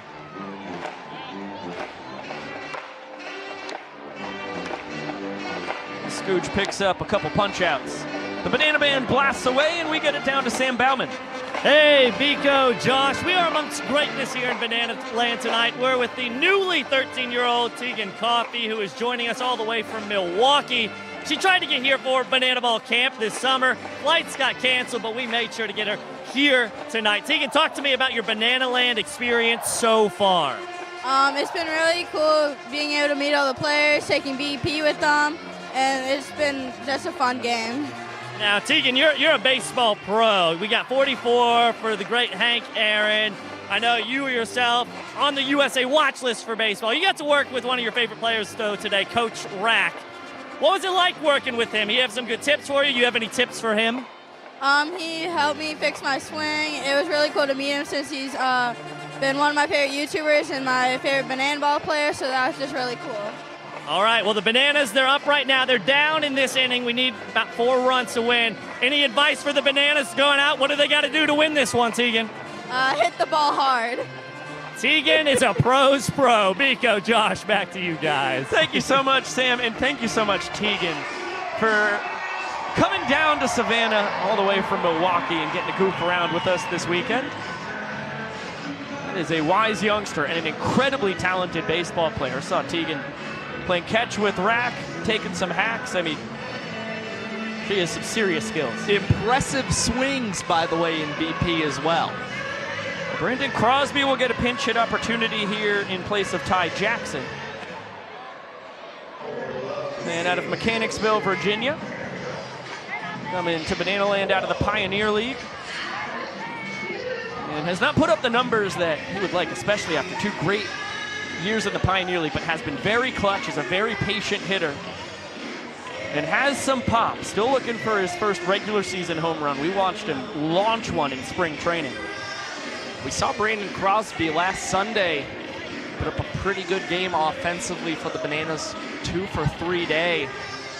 A double and a run batted in for the Bananas. We've seen it with so many guys this year.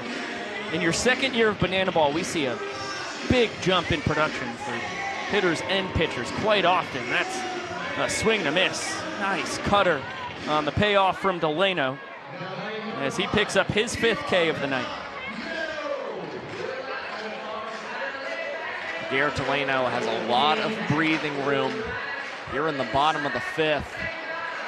Once again, you see a pretty mighty hack from Brandon Crosby. Not able to come up with anything major for the Bananas, as DR Meadows will try and get himself in the hit department here tonight. Finds himself in a 1-1 count. Banners flip their order on its head. That one scolded back up the middle. Diving stop. Baber flips it to Acuff. DR beats the throw. That was the only thing Baber could have possibly done. It was a bolt across the diamond from Acuff, but not many people in Banana Land faster than the doctor. And you see a smile and a little nod of appreciation between Dustin Baber and Chase Acuff. Again, they have worked so much together. It's this middle infield duo for the Party Animals. They've thought through just about every defensive situation. Would have loved to have been able to pull off that play, but Meadows just too quick and already looking limber on the base paths as Bill Leroy swings at the first pitch, lifts this into deep left field. Tanner Thomas come down with the catch for the Animals. No advance from Meadows from first base. It was struck well by Bill, 95 miles an hour off the bat, according to TrackMan. At a 39-degree launch angle. Not able to take Delano deep for what would have been a 2nd straight weekend. Got him in Des Moines. So now EJ steps in with the Party Animals 1 out away from getting their first point. And EJ, a late break towards first, just beats the throw. Meadows over to 3rd. Will grab 2 bases on the wild pitch.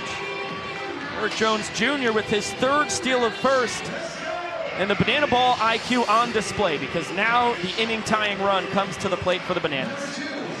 And there's something awfully impressive about that steal of first from Eric Jones Jr.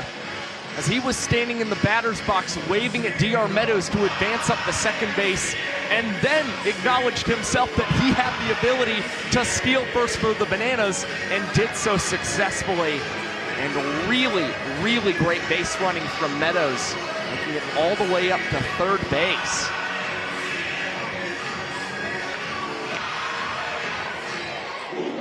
2 balls and no strikes on Reese Alexiadis. 2023 Pioneer League MVP. Led the league in homers, extra base hits, and walks.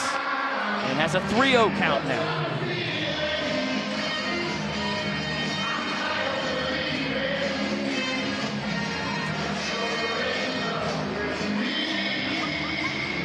Taking all the way, still his count.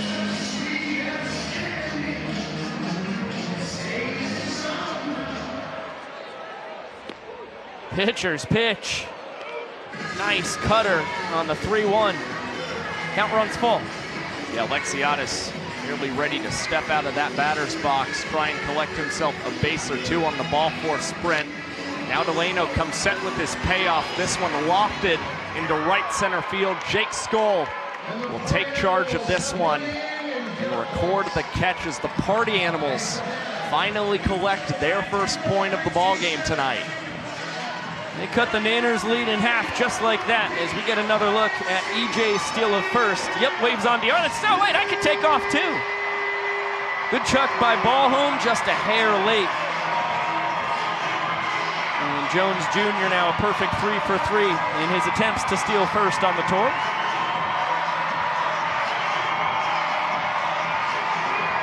Ty Jackson and company hurling some t-shirts into the stands. Fans going bonkers for some free merchandise. Completely makes sense. I'd be doing the same. Looks like Ethan Scujay will be out for another inning of work for the Nanners. Then Correll Prime is due to come in, I would guess, for the top of the 7th inning. We'll have a mic on him. It'll be really fun to get to have Prime mic'd up for the first time. With Scujay just hoping to settle in the 2nd inning of relief. Has the benefit of facing 8, 9, and 10 on the Party Animals batting order. And they made Scujay work in the 5th inning. 33 pitches. Scujay registered an MPI mark just a hair above 9 minutes. Johnson Ballholm takes the firm fastball for strike 1. That one came in at 91. He turns around to swing it from the left side. As a righty tonight, 1 for 1, an RBI single and a 2-base sprint. And make him 2 for 2. Hits from both sides of the plate tonight. Big night for Bronson Ballholm. You can see him strutting his stuff at first base as well. Anthony Coramato, the first base coach, snapping some pics of Bronny too.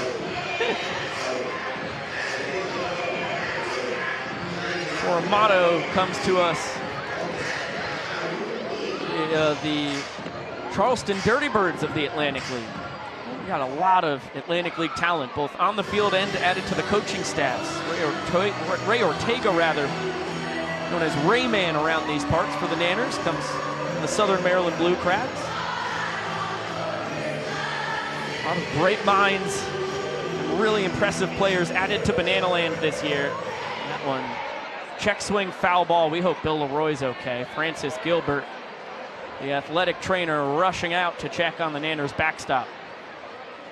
Yeah, hoping everything okay with Bill Leroy right now. Saw Jason Swan flinch backwards upon receiving that pitch from Ethan Scujay. Bill Leroy pretty instantly going into the ground there, and Bill, it appears, would be all right as Tyler Gillum also comes out there to have a chat with him. Francis was Bill's AT at the University of North Georgia, so a lot of trust between those two. Going back to the college days. And Francis is the best in the biz. Doesn't take history like that to know that you're always in good hands when she's giving you an assessment on an injury. I think I might have to have Francis check out my left Achilles tomorrow. It's still bugging me when I run. It's a problem for another day, though.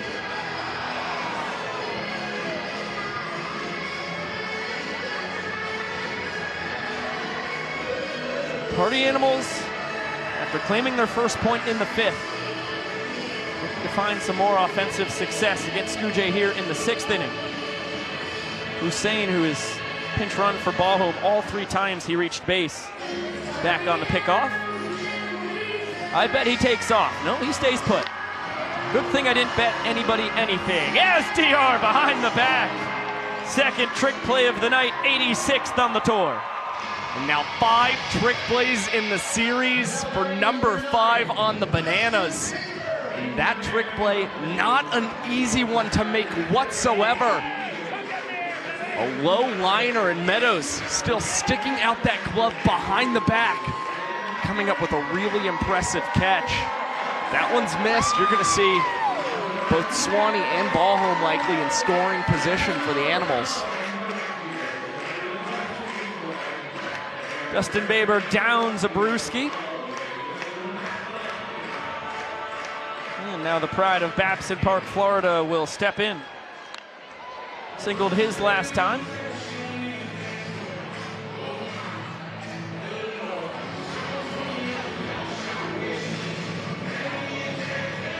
He started his collegiate career at Daytona State, finished up at North Carolina A&T.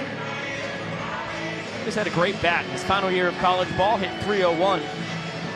It's a testament to how tough pitching is in Banana Land that you see Baber coming in hitting .247 here, but he's got some pop. Robbed of extra bases on an insane trick play from DR in center. That guy's out of his mind. Practically a brand new trick play from DR Meadows, and one that he's capable of pulling off because all of his momentum is taking him towards that center field wall. Meadows getting up and leaping, making an unbelievable forward front roll trick play catch. And to pour water on the fire, Reese Hampton grabs his second single of the evening.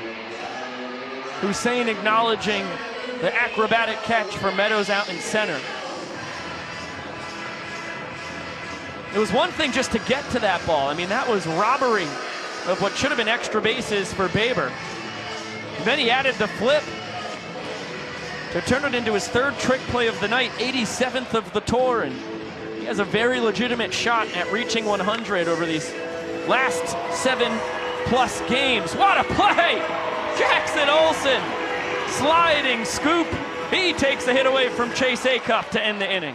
And Ethan Scujay down on 2 knees, letting Jackson Olsen know he was not worthy of that excellent play from his second baseman. We'll get it down to the Banana Nanas as we head to the bottom of the 6th. The Nanners lead 2-1.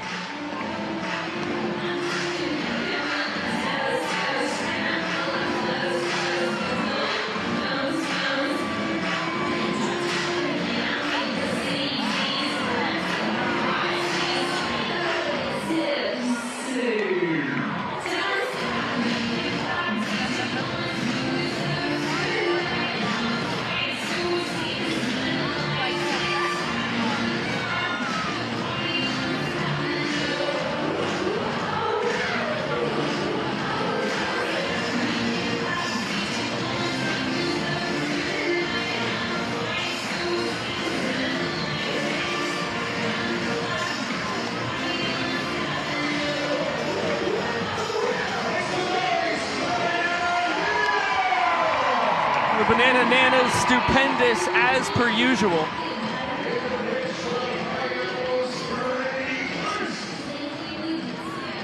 What a blast it is to get to watch them show their talents as Brady Keiss takes over on the bump for Garrett Delano. 7th time Brady Keiss has appeared on the mound for the Party Animals. However, 4 of those 7 outings has resulted in a walk-off for the Savannah Bananas. Keiss has done an excellent job of pounding the zone, but he surrendered an awful lot of hits as the Bananas batting over 500 against him. That one off the glove of Swan, recovers behind the back. How'd he turn that into a trick play? Jason Swan with some wizardry on out number 1. We'll credit Brady Keiss for not giving up on that play. Jason Swan had the tricky time, but Keiss still going over to cover that first base bag. getting that back foot on the back just in time ahead of Olsen. Second trick play of the night for the Animals. Kais, a 3-pitch guy. Throws a ton of fastballs. Changeup is the secret weapon. He'll work in a slider as well. And now he's going to dance with Baber, Acuff, and Hampton as his backup dancers. Looks like Ballholm getting into it as well behind the dish. Fastball just misses the outside corner. It's a guy who hits high 80s, low 90s. But it's a sneaky, sneaky fastball. A lot of his teammates have said they feel like he might have the best stuff on the pitching staff. And again, this guy has proven that he's a strike thrower in banana ball. As this one will get away from Bronson Ballholm. Robert Anthony Cruz is going to be called out.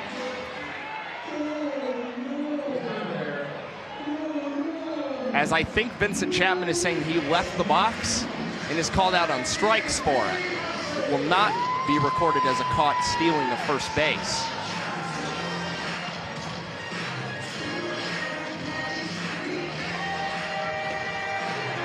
Confusing one there.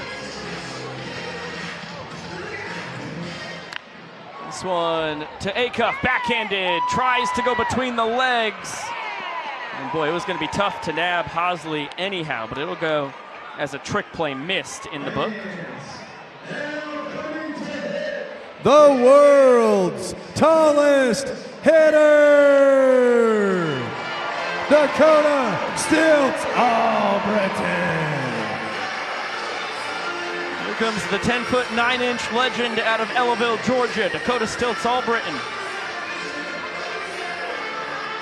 As Kais on the mound, he's going into mini mode. Off camera, he shrunk down to as small as he could possibly make himself. A ball and a strike on Albritton. We've seen Stilts and Kais face off once before this plate appearance. It was Kais who came out on top. It's Stilts to be 0 for 2 against him, and it's Kais collecting the swinging strikeout. As he gives a big fist pump coming off the mound. It'll be a pair of Ks for Kais, the first on Jackson Olsen after he stepped out of the box. Attempting to steal first, then turned around when he realized Ballholm was going to shoot him, but he had 2 strikes on him, so the act of leaving the box ended up being strike 3. And then Kais grabs K number 2 the old-fashioned way, just blowing it by the man on 5-foot stilts, trying to hit against him. We honor all the military members, both past and present, here in historic Grayson Stadium. Pass that on to all you folks watching along on Valley Live and WatchStadium.com, and we get to welcome in the 6'5" legend, Correll Prime, to the broadcast. What it do, baby? Well, it's officially Prime Day. Correll, how's your evening going, my friend? Hey, you know, the way I look at it nowadays, every day's Prime Day, baby. I'm doing great. How y'all doing up there? Tremendous. Even better now that you join us. That's what now, I'm talking about. You're coming in for the heart of the order. We're taking a look at your numbers. You've had a lot of success pitching in banana ball after last year in the American Association was your first time really fully pitching since the old days of baseball for you. Oh, yeah. Yeah, and it's been a lot of fun. And I'm ready to go. I don't care. Heart or order, it don't matter. Everything's good for banana ball in my eyes. So hopefully the people want to see this right here. Prime, the last time we saw you out on the mound, you registered the fastest inning of your banana ball career, throwing a 2-minute and 19 seconds. What was that? Last time you saw me on the mound, what was that? Prime, last time you were out on the mound, we saw you throw the fastest inning of your career, 2 minutes and 19 seconds. Have you been working on your speed when it comes to being on the mound? Not at all, but my boy Kyle Lewis has been giving me some tips about how to go a little quicker. And I've just been out here competing, man. It's so fun to just throw the ball and not really think. My boy Bill, I tell him every time I'm not going to shake him off. I end up shaking him off 20 times. So tonight, maybe we don't shake off at all. It sounds good. Well, for the folks at home, It's primarily a 4-pitch mix for you: sinker, cutter, slider, and changeup. Yes. What's going to be the plan of attack against Jake Skoll, who's been the best hitter in Banana Ball this year? You know, he has. I mean, my slider's pretty much my bread and butter. But I told Bill, like I said, tonight I'm not shaking. He's got a good feel. Bill's a good athlete. I'm gonna ride with my guy. Sounds good to me. All right, shout out Bradenton, Florida. B-Town's finest, baby. Let's go. Good to see you got the kids on hand too. Really fun getting to see those little rapscallions run around. Yeah, there's some little savages, man. They have a good time. More fun than I do, that's for sure. Well, that's saying something. Yeah. Okay, 1-0. What's the pitch here to Mr. Skoll? You know, I'm throwing another sinker, just hard to play. Oh, all right. I'm getting him the heater.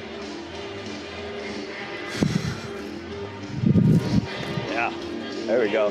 Just get ahead. That's my biggest thing. Get ahead so I can play a little bit, you know? It's everybody's thing, I guess. I hear you there. Oh, that was a pretty decent one. Good take by Skoll. 3-1 now. Take.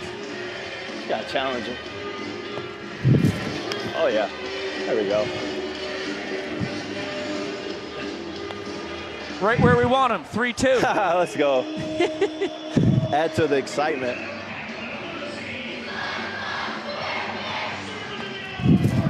I don't know why I just checked the runner right there. Maybe it threw him off, though. Maybe it threw him off a little bit. Let's see if I can throw a little Snapdragon in here. Oh, Bill said no. Oh, yeah. Dang it, I hung it. Can't hang it to good hitters. Yeah, your fellow 7-year minor leaguer, right. Jake Skoll, got that one 105 miles an hour off the bat. Oh, 105. Skoll, 105, dang. Had to chill, bro. And it's his tour leading 42nd extra base hit. Okay, I blame it on Bill because I didn't shake him off. That's what we get for trusting Mr. Leroy. That's right. All good. Good fun, good fun. That's why you got to get ahead. All right, let's do it to Dalton Cornett. Oh, I got ahead. There we go. Yeah.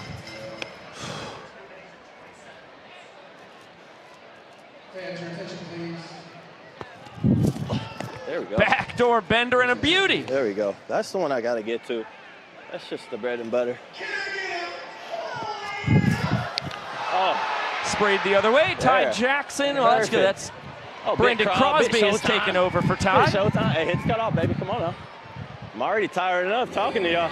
Yeah, that's a little extra pressure on the aerobic system. Oh, here's my guy, Mondo right here. Your former Visitors teammate. Yeah. He's young, you know, I make my pitches to him. Should be relatively chill. Hey, Mondo. Prime, has it felt any different switching over from the Visitors Banana Ball's developmental team to joining the Bananas? You know, it's still Banana Ball, so not really. Just my experience and just being around the game. I'm having fun regardless. Oh yeah, there we go. We even the count. That was a nice spinner there. Yeah, thank you. It's funny, I tell everybody, I came out of the womb supinating the ball, so might as well roll with it.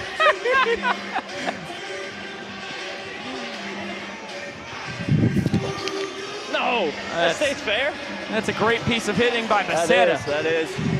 Good for him. He's going to trade places with Skoll. You go back to the slider there? I did. It hung a little bit over the plate. Oh, I like this song.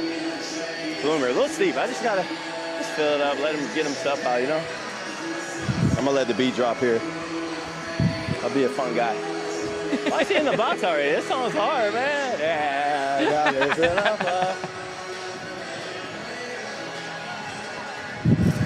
there we go. Let him get himself out. Oh, okay. See, the sinker works good. If I could just control it, nice little pitch to get early contact.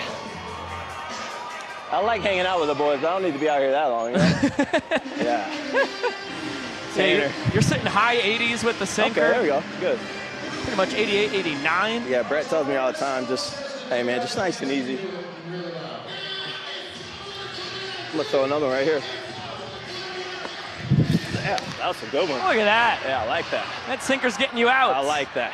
What am I doing? DR. Throw some sinkers. Hey, Tanner, that was yours, bro. It was yours. Got to hammer that. Corral, thanks so much for joining us, man. That was awesome. Guys, for sure. Great Thank stuff, Prime. Always, man. Always. There goes Corral Prime,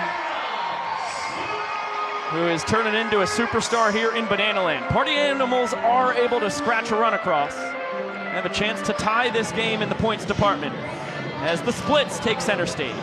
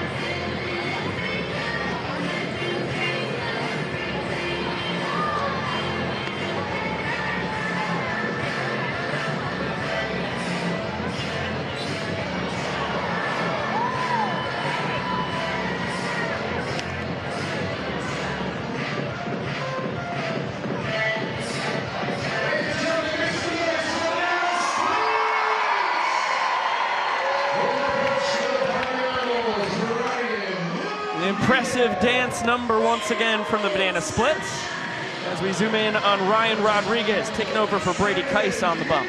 Taking the mound for the 30th time this season. Ryan Rodriguez, good numbers overall, but he's allowed 4 ball-4 sprints in his last 1 2/3 innings pitched. So he's looking to dial it back in with his command on the mound tonight. His strong suit has been the lack of hits that he surrendered to the Bananas. They're batting just .205. It's the Party Animals rookie. 9, 10, and 1 due to swing it. Fastball poured in there for strike 1 to Michael Vitamin D.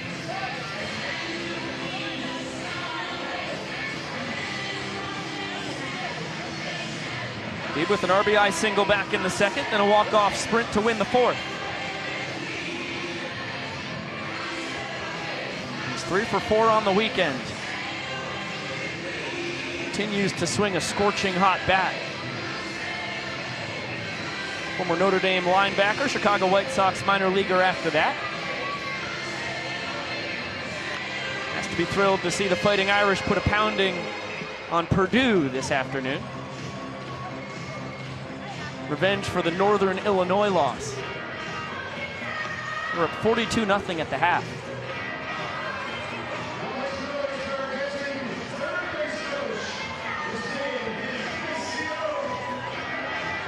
Big payoff pitch early. This could really swing the inning. Rodriguez has 1 run to work with as he tries to earn the Party Animals a 2-2 tie in this game. Right after Deeb, that one pounded into the ground and will stay in foul territory. Bronson Ballhorn having a little fun trying to blow that banana ball back fair. Doesn't look like it's going to work out. Deeb will wait another payoff pitch, and for Michael Deeb, if he's able to reach base via the ball-4 sprint, very well see Deeb try and turn on the Jets and get 2 bases out of it. Set up a situation where the Bananas can insert Malachi Mitchell to run for him. And here's the ball-4 sprint. Deeb's 2nd of the ball game and 30th of the tour to tie him with D.R. Meadows for the team lead. He's now been on base 5 of 6 times this weekend. The only time he was out was a 95-mile-an-hour ground out to first. The Bananas will turn to Malachi Mitchell. Has 1 stolen base in tonight's contest already. May try and get into scoring position against Rodriguez, who misses inside to Brandon Crosby. See the 12-6 curveball there from Sexy Mexi. He also works in a slider, cutter, and fastball.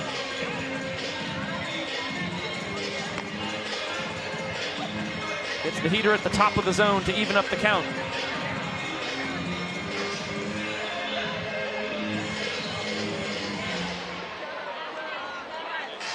Slider well down and out. You're just seeing pitches right now all over the place for Ryan Rodriguez and for Bananas batters. obviously noting that and being a lot more patient and disciplined at the plate as Flash the Kid takes off and will get in just ahead of the throw from Ballhome behind the dish. Now 2 stolen bases tonight for Flash the Kid. Brings him up to 40 on the tour. Another look. Boy, the throw was right on the tag.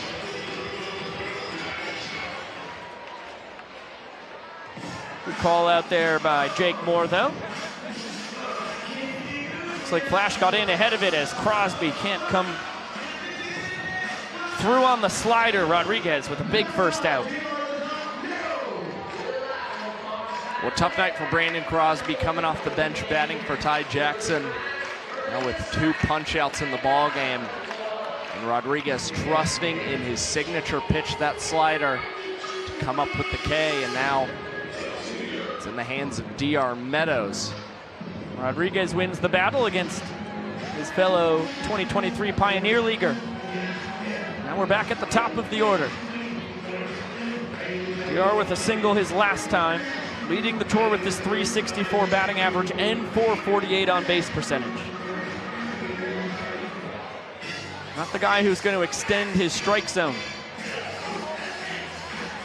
You got to come after him. Flash takes off. He's going to steal third standing. Ball got away from Ballhome, and I don't think even if it was the perfect pitch to throw on, he had a chance in the world at Mitchell. Rodriguez was not paying him much attention at the second base bag, and for Flash the Kid, he read Rodriguez's delivery to home plate perfectly. Inning tying run 90 feet away. DR pulling the Gary Sheffield as Rodriguez dials up a heater for a strike.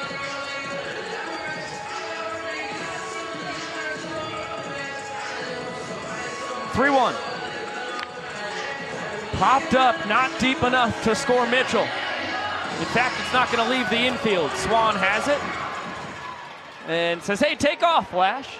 Go for it, buddy. He deked towards home and then headed back to third.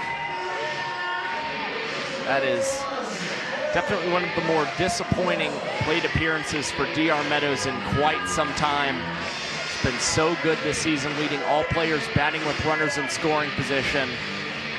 Just wound up in that 3-1 count, getting underneath Rodriguez's delivery.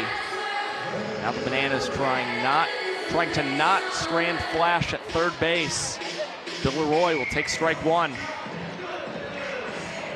The king of Dublin, Georgia, kind of trying to come up in the clutch. He's down to his final strike. Nasty slider there from Sexy Mexi.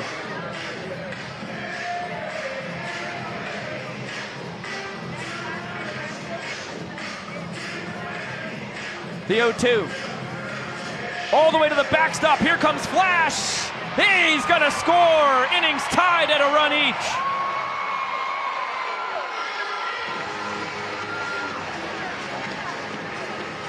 Well, that's why you use your designated runner in banana ball.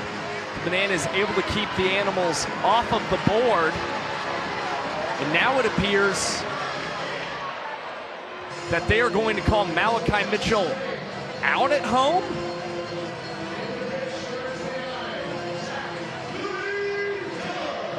I'm not sure if there was a possible interference from Bill Leroy, but all of a sudden we have the world's fastest inning on our hands. No explanation. Vincent called him safe.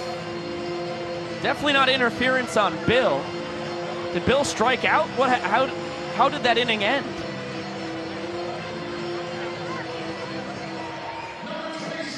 Did the Party Animals win that inning? We get no explanations.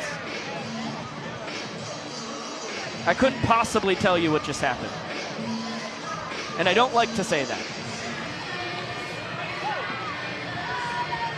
I don't know if the score should be 2-2. This is just pure pandemonium. Like, what's happening? I tell you what I do know. The Party Animals don't actually have a run in this inning yet. That should be cleared off the scoreboard. Taj Porter here swinging it for Bronson Ballhome with the world's fastest inning, and Zach Phillips taking over on the mound.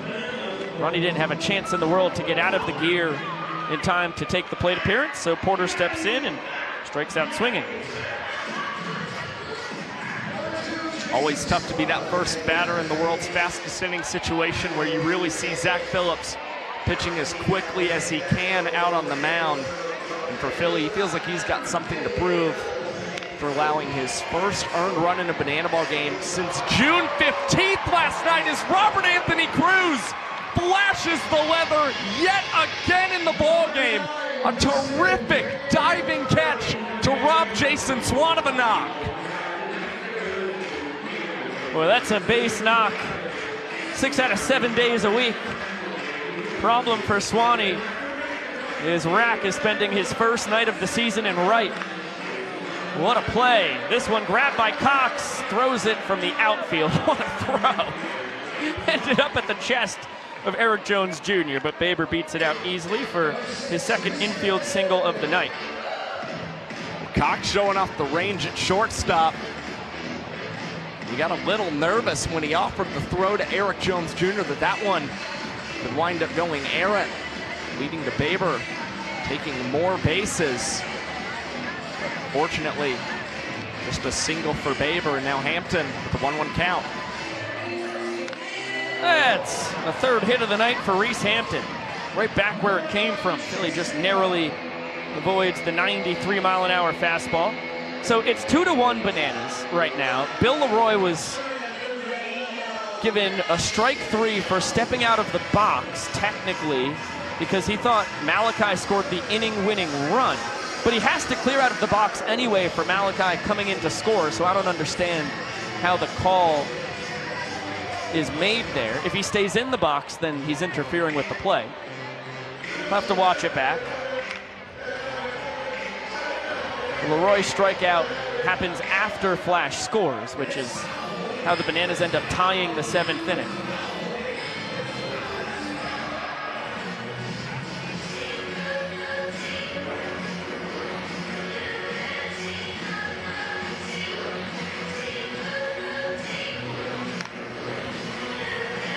Robert Anthony Cruz, another running snag.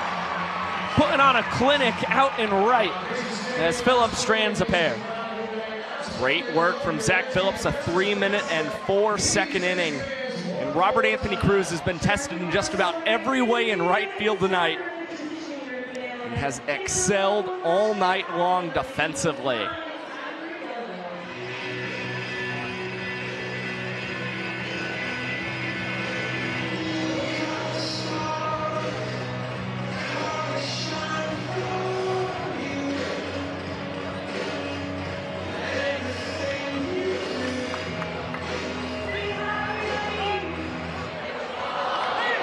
Bizarre banana ball game.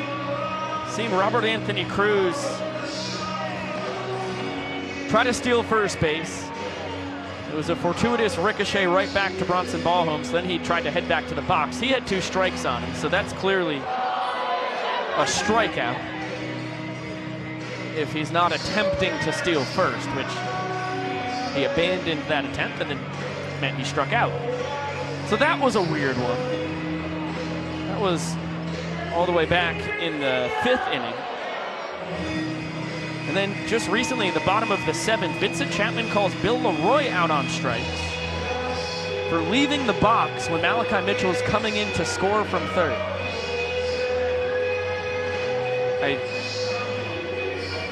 I'm gonna have to watch it back after the game, but I don't think that was the right call. We love you so much, Banana Nation. If he stays in the box, he's interfering with the play. And I didn't even give Princess Potassia a chance to say that she loves Banana Land. That's how frazzled I am. You know, we were talking about last night just how weird Friday the 13th kind of made everything. I still feel like it's carried over in some capacity tonight. How bizarre, as Zach Blankenship, the Party Animals bucket-hatted man out of the bullpen, takes over for Ryan Rodriguez. Zach Blankenship out on the mound for the 34th time this season. He's trying to just keep Bananas off the board, not allow them to get any sort of insurance point keep it just 1 point deficit heading into the final inning as Eric Jones Jr. poked this one into right field past Dustin Baber. Leadoff man on for the Bananas. EJ aboard, back-to-back plate appearances after he stole first his last time. Malachi Mitchell will pinch run for a 4th time tonight. The designated runner can step in for somebody 1 time every trip through the order on the bags. That was a 52-mile-an-hour ephus from Blankenship that EJ poked into right for the single. One of the slower pitches registered by TrackMan this year. You see Blankenship mixing it up, throws a very heavy 2-seam sinker. Works in a curveball, changeup, and splitter, and evidently he's got an ephus added to the arsenal now as well.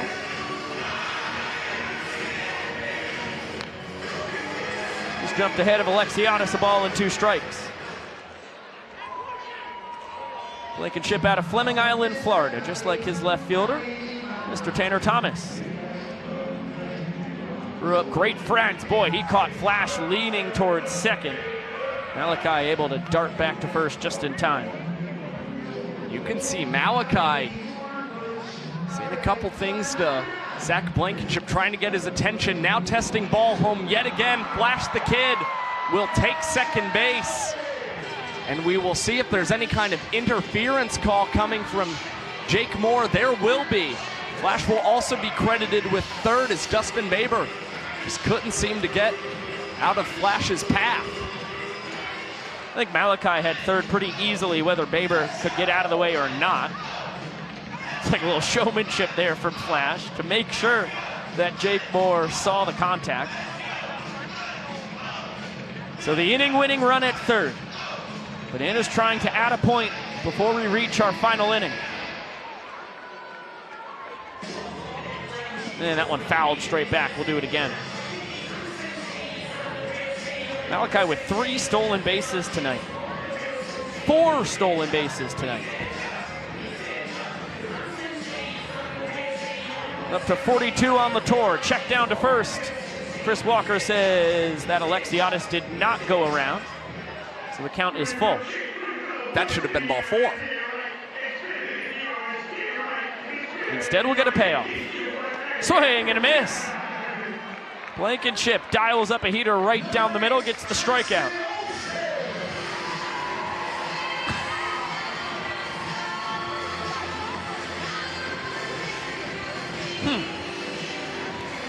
It seemed like Alexiadis or any of the Bananas thought it was ball 4. And again, it's those strange situations, like we just saw Malachi stealing second, the interference call as well, can lead to those moments where you forget what kind of count you've got at the plate. Obviously, banana ball, a very fast game, so these things can speed up on you quite a bit. Ball and a strike now on Jackson Olsen. Party Animals still have to have the infield in. As Blankenship, Cotton Eye Joes. And that one blasted deep out to right center. Look out. It's a walk-off extra base hit for Jackson Olsen. Manners will lead 3-1 as we head to the 9th. That one easily able to score Malachi Mitchell, and for Jackson Olsen, now reaching 20 walk-offs on his 2024 tour. Heading to the 9th means that every run scored counts as a point. So the Party Animals chasing 2 points. Just need 2 runs to knot things up. 3 to grab what would be their first lead in points on the evening. And if we're tied at the end of it, we'll go to showdowns, which has happened in 3 out of the last 4 games. 5 out of the last 9 games. After it only happened 6 times in the first 79 games.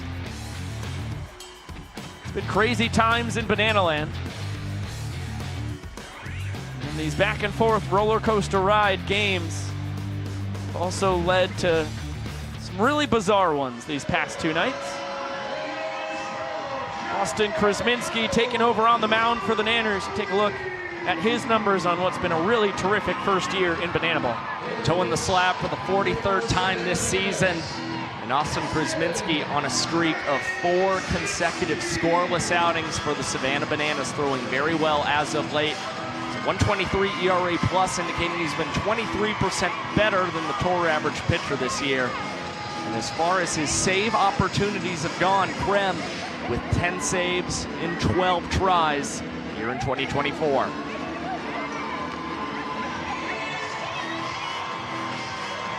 Former Los Angeles Angels and Chicago Cubs minor leaguer and a 2017 collegiate Savannah Banana. Kuzminski out of Roswell, Georgia. About 4.5 hours down the road. And he faces Mr. Jake Skoll. Heart of the order here for the Party Animals. Dalton Cornette on deck, Armando Becerra in the hole. The Animals still have their golden batter to use. Having 3, 4, 5 due up is what makes this situation awfully interesting to see how the Party Animals may navigate utilizing the golden batter in this ball game. So we've seen strong performances from Skoll, Cornette, and Armando Becerra coming off the bench with 3 runs batted in tonight. See if the Party Animals can get Mondo a couple more ducks on the pond. Skoll hits in each of his last 2 trips to the dish, a single and a double. 92-mile-an-hour fastball gets the top of the zone. Kuzminski will work a circle change and a slider in as well. Right now sticking with the heat. And it looks like it's going to get him an out. Hosley there to grab it in shallow left. It's a big first out for the Bananas. And a couple words exchanged there between Jake Skoll and Austin Kuzminski as he's trotting back to the dugout. Skoll knows what Krem's got working now. Could very well be the man who the Party Animals decide to use as the golden batter if they get the opportunity. There's another 92-mile-an-hour heater that got the out. Skoll hit at 92 off the bat. Fortunately, 69-degree launch angle. So now Dalton Cornette singles his first 2 times up. He's flown out to left each of his last 2 trips. And this matchup swings heavily in favor of Austin Kuzminski. Cornette just 2 for 17 against Krem. That was a beautiful pitcher's pitch to get strike 1. Cornette finds himself another barrel though on the 1-1 offering. And he's gonna huff this thing all the way to third. DC3, triple number 5 here on his 3rd World Tour.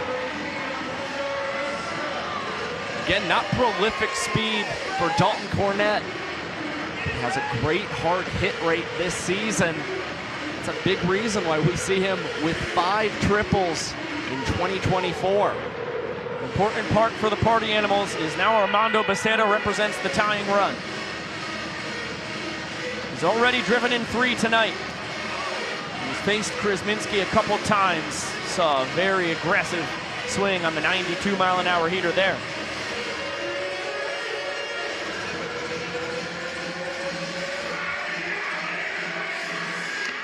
This one looped over the leap of Cox.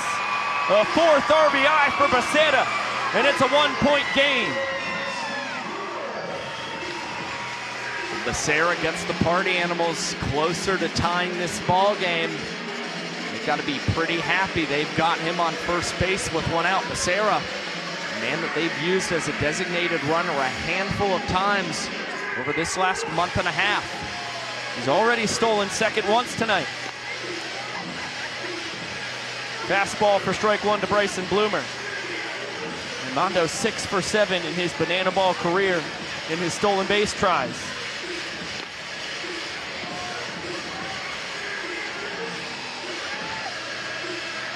Bloomer 0 for 3 on the night.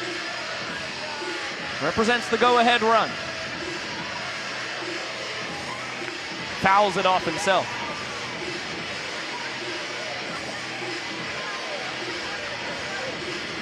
Another thing about Mondo over at first, spent a season as a collegiate banana in 2022 under the tutelage of Tyler Gillum. Swiped 17 bases in 19 tries that summer. He's 45 for 52 across his collegiate career in stolen base attempts. This is a guy who can really run. He's never been shy about running. problem is in the 9th inning, you have to pick your spots wisely. The toughest thing is running into outs in close ball games. And that last one would have been the perfect pitch to throw on for Bill Leroy as Krasminski finally checks on Becerra again.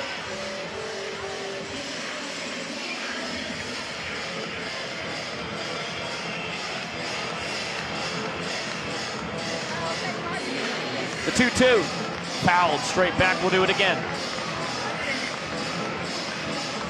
Good battle right now between Bloomer and Austin Krasminski. You can hear the claps and cheers right now for the Party Animals dugout. To keep Bloomer inspired in that batter's box.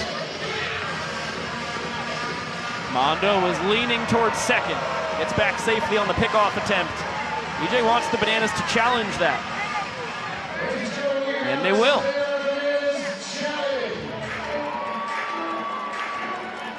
So we saw the fans challenge a play earlier tonight with Dustin Baber sliding into second. That did not go their way. The call was upheld. Now the Bananas use their challenge.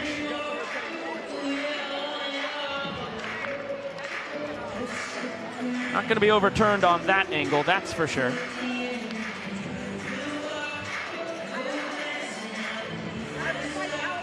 And he once again looks bang bang, but I couldn't overturn it on that one. I feel the same way at this current moment. I think the second angle is the only one that could even have a chance at overturning it. That one, the glove is blocked pretty good by Chris Walker. You have this angle, that's not going to do anything. Once again, this one will not change the play. This is the only possible chance. No. Call stands. That's pretty cute. You liked that? That was, we are in sync, man. Finish each other's sandwiches. Ladies and gentlemen, shout out after Frozen. review, And the shout out ruling Armando on the Becerra. field stands as called. Bang bang over at first. EJ shaking his head. I think no matter what the call was, it probably would have stood on that one. But the evidence we had, I think even still had Mondo getting his hand back to the bag. At worst, at the same time the tag was being applied. As Krasminski uses the long break to come back and sneak a heater right at the bottom of the zone to catch Bloomer looking. Beautiful pitch on that lower outside corner. 92 miles an hour according to TrackMan. Sometimes you see that break in action hurt the pitchers on the mound. But for Austin Krasminski, had time to think through his approach, what pitch he wanted to go with, 2-2 to Bloomer. And it pays off for the right-hander. The last hope for the Party Animals is Tanner Thomas. Trying to get off the schneid tonight. Can't catch up to that 93-mile-an-hour fastball around the letters. The Party Animals want to keep the matchup advantage. Tanner a lefty against Krem a righty, and you already see Thomas choking up on that bat just a little bit, trying to avoid the strikeout. And that is a beautiful piece of opposite field hitting for Tanner Thomas to keep the line moving for the Animals. Fastball was below the zone. Just a tremendous piece of hitting by the former Virginia Tech man. And now Bronson Ballholm, who's swinging a great stick tonight. 2 for 2 at the ball for a sprint. Drove in the inning-winning run back in the second. Well, the second ended up tied, so that's not true at all. Drove in the run that prevented the Bananas from winning the second inning. And Krasminski with 2 quick strikes. Party Animals down to their final strike.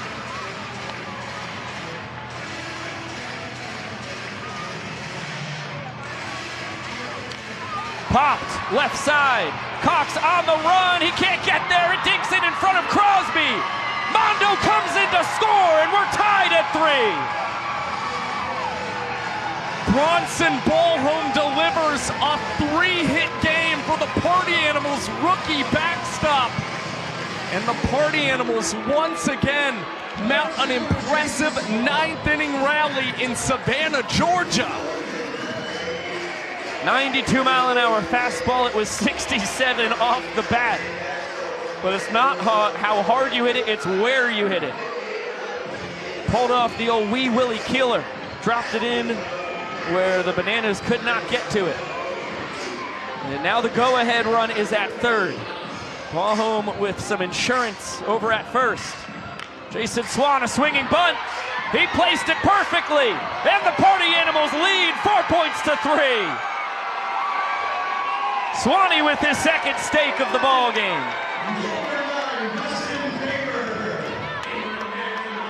It started with a couple hard hit balls from the Party Animals thanks to Dalton Cornett and Armando Becerra.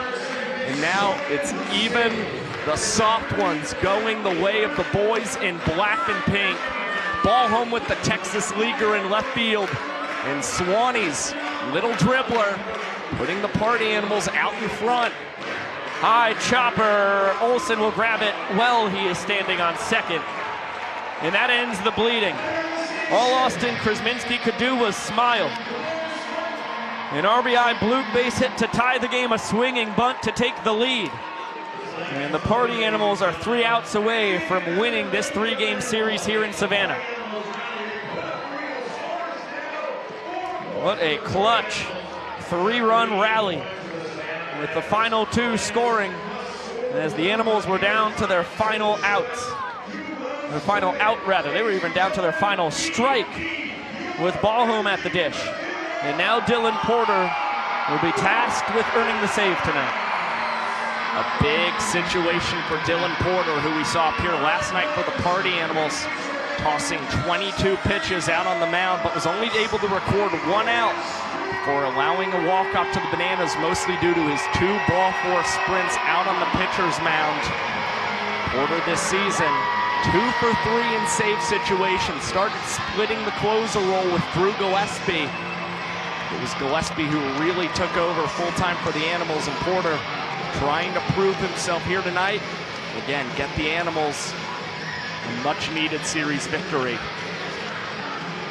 The Oakland, California kid will face off against his fellow Golden State man and Robert Anthony Cruz to lead off the inning.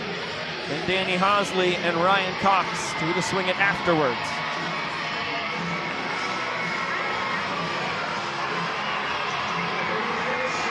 Rack 2 for 3 tonight.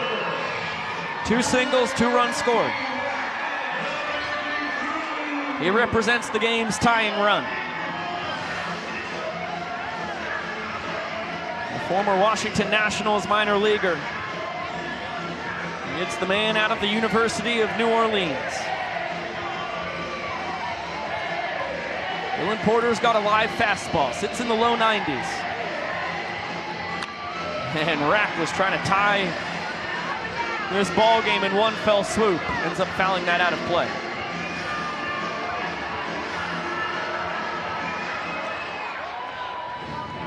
Fastball, curveball, slider, and a changeup for Pistol Squat Porter.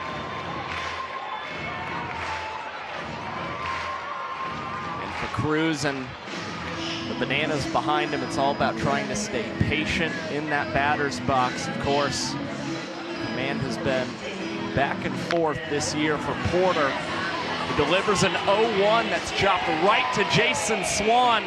He'll collect the first out and a trick play at the same time. The Party Animals 2 outs away from a come-from-behind W. It'll be up to Danny Do-It-All Hosley. Try and kickstart this rally with 1 out.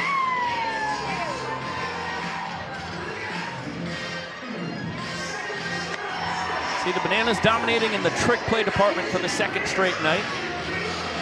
10 from the Nanners, 3 from the Party Animals. But the important numbers, 4 points for the Animals, 3 for the Bananas.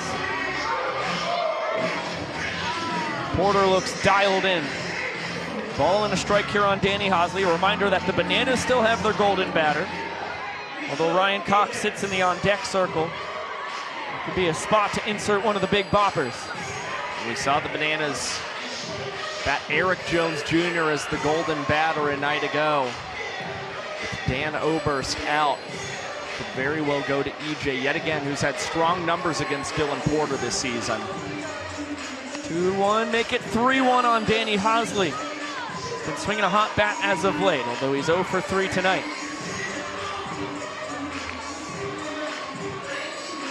Homered the opposite way last night. Can't square up the 3-1 fastball. We'll see what he gets on the payoff. For Danny Hosley, usually a man not batting in late inning situations for the Savannah Bananas due to handling closer duties so often. Just 1 for 4 in the 9th inning this season. And that one high and deep to left. Long run for Reese Hampton. He can't get there. Wipes out on the track. Hosley's cruising into third. He'll have himself a belly flop triple.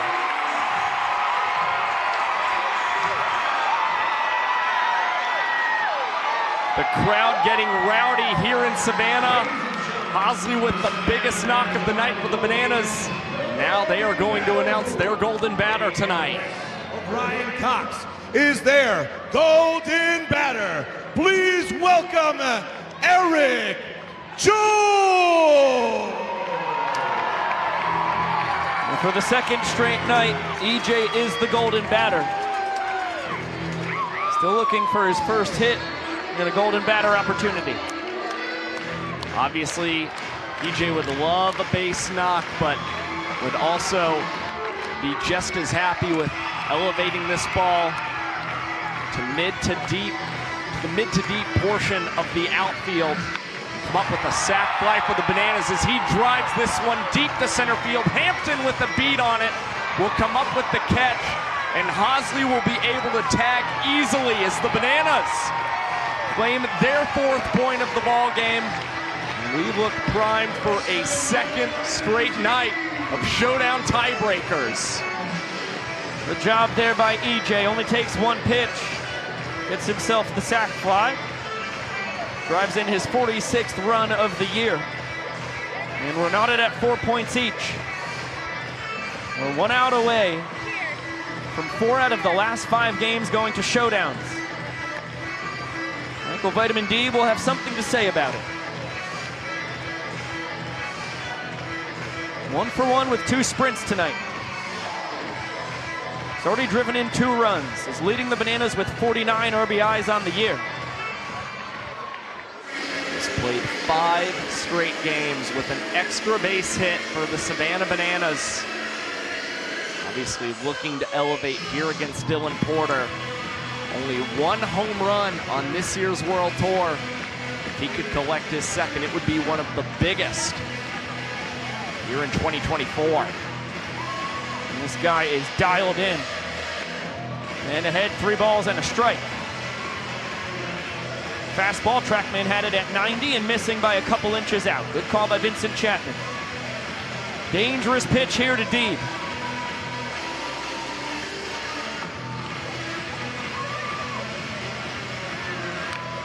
And too much launch angle. Swan emphatic with the call. He'll make the catch. And once again, we're going to showdowns. All tied up after 9 innings. And that does not mean that there are extra innings. It means, Savannah, Georgia, it is time for the showdown. A banana ball showdown works like this. 1 hitter versus 1 pitcher with 1 fielder. Each team will have an opportunity to send a batter to the plate. The first team to score unanswered by the other team is the winner. A home run over the fence ends it immediately. On the mound for the Savannah Bananas is Austin Krasminski. The fielder is Reese Alexiades.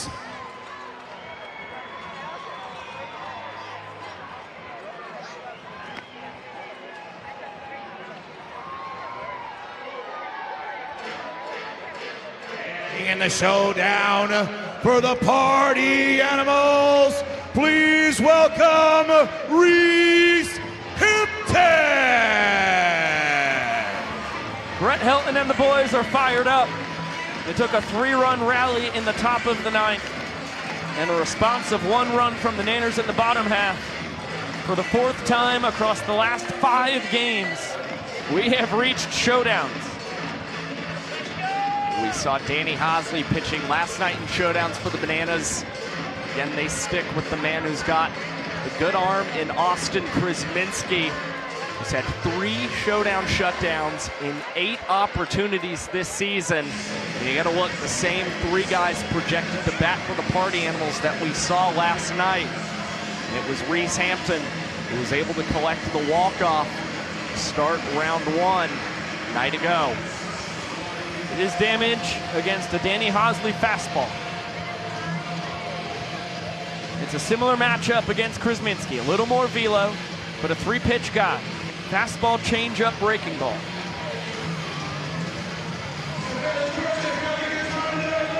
Pair of former minor leaguers dueling it out here in Savannah. Healthy hack there by Reese as the count is 1-1.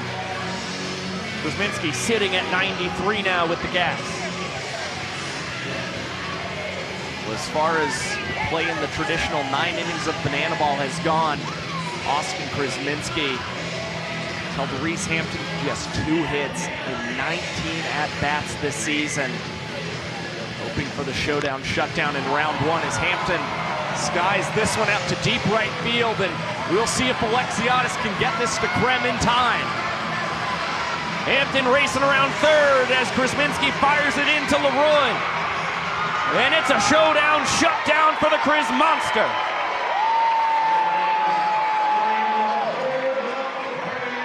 Fooled Reese Hampton with the changeup. Alexiadis shows off his speed and the gun. And Krem, calm, cool, collected, had all the time in the world to get it to his catcher in time as Hampton just peeled off right into the dugout. A beautiful sequence of events for the Bananas defensively in round 1 of showdowns. Krem getting that soft contact. Alexiadis, great speed getting to that banana ball in time. And again, Krem just was very patient delivering that throw home to Bill Leroy so they could nail Hampton.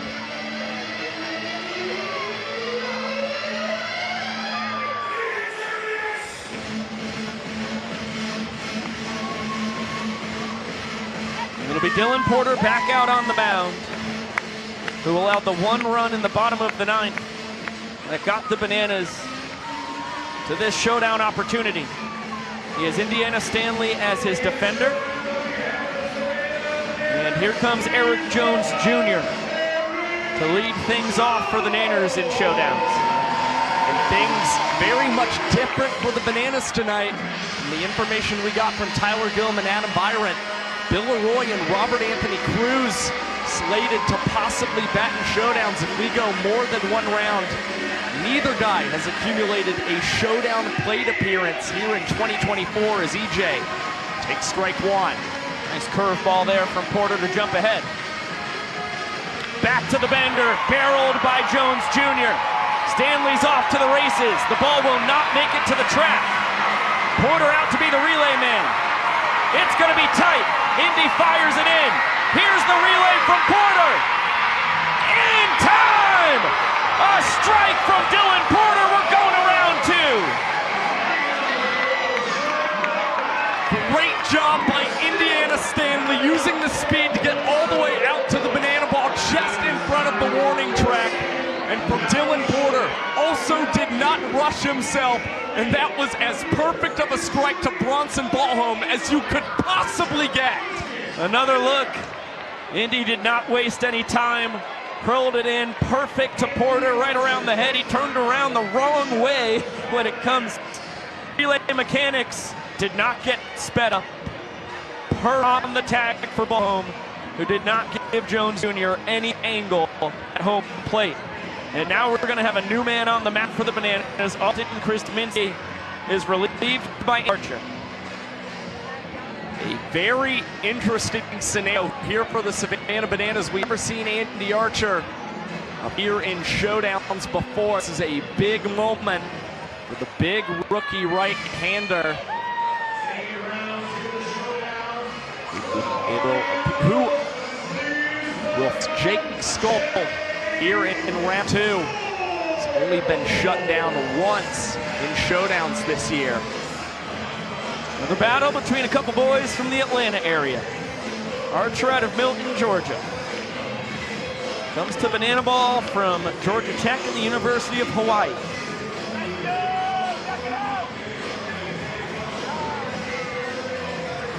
Pitching for a second straight night. But for the first time ever, gets to throw in showdowns and shows off his split changeup. Fools Skol on the first pitch. Throws it again and does not get the call. That one right around the bottom of the zone. Looked pretty good. Well, Archer does not have a defender behind him in round 2 of showdowns.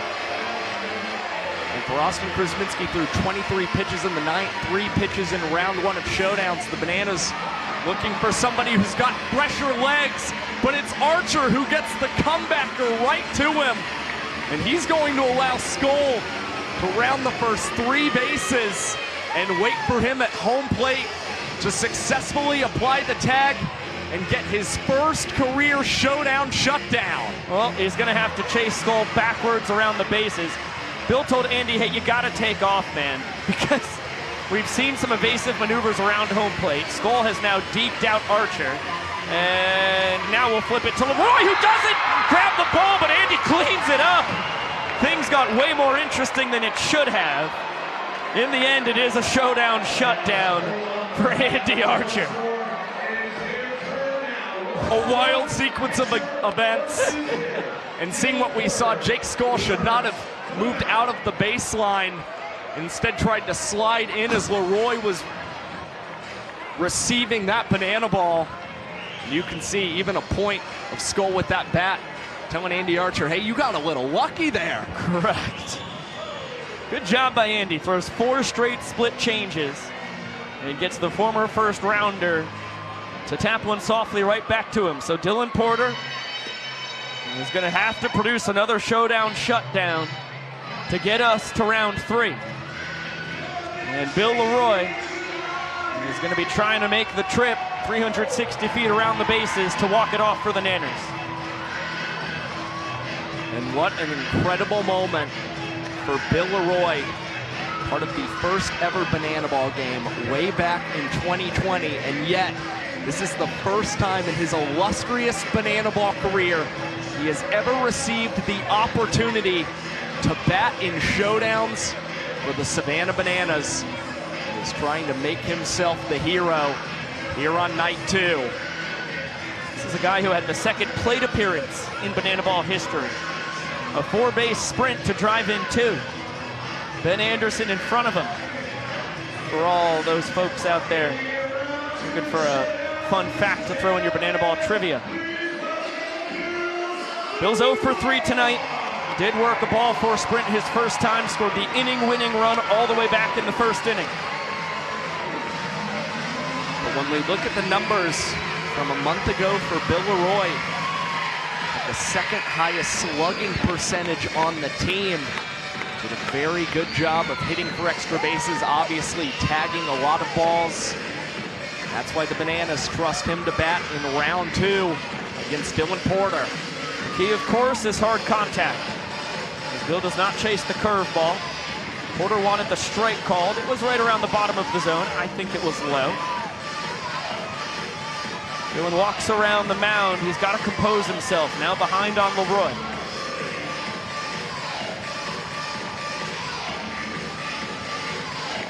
Fastball nearly clips him.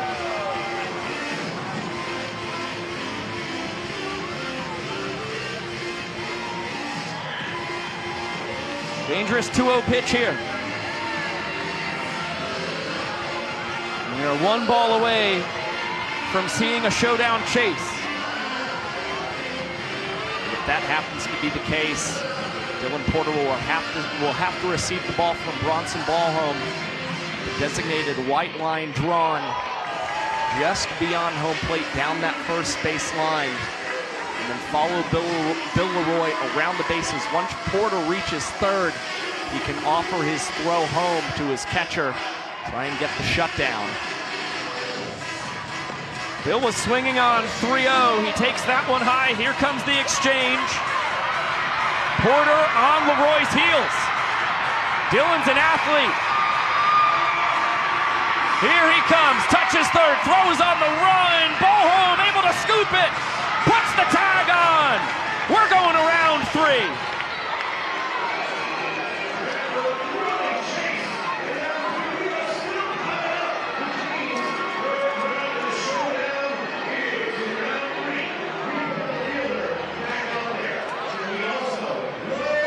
Another look at the throw on the run from Porter. He bounced it, but a clean scoop from Bronny.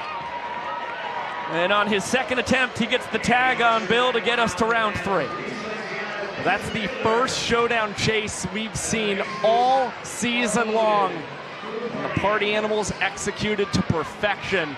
And it's really Bronson Ballholm who's the hero, scooping that ball from Dylan Porter and applying that tag on Leroy as Andy Archer is back out for round 3 of showdowns.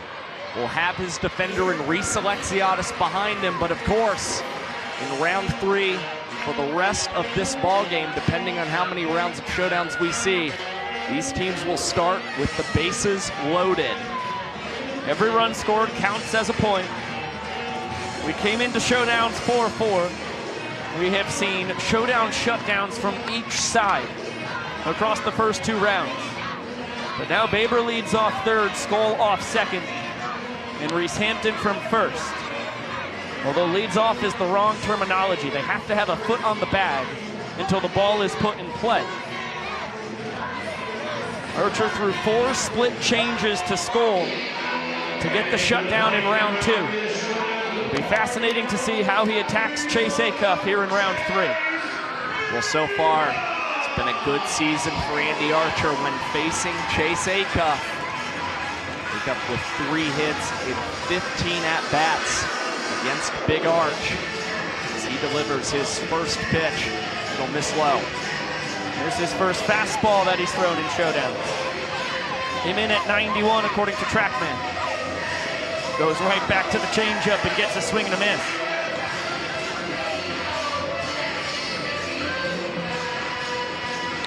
This one tapped softly to the left side. Baber scores.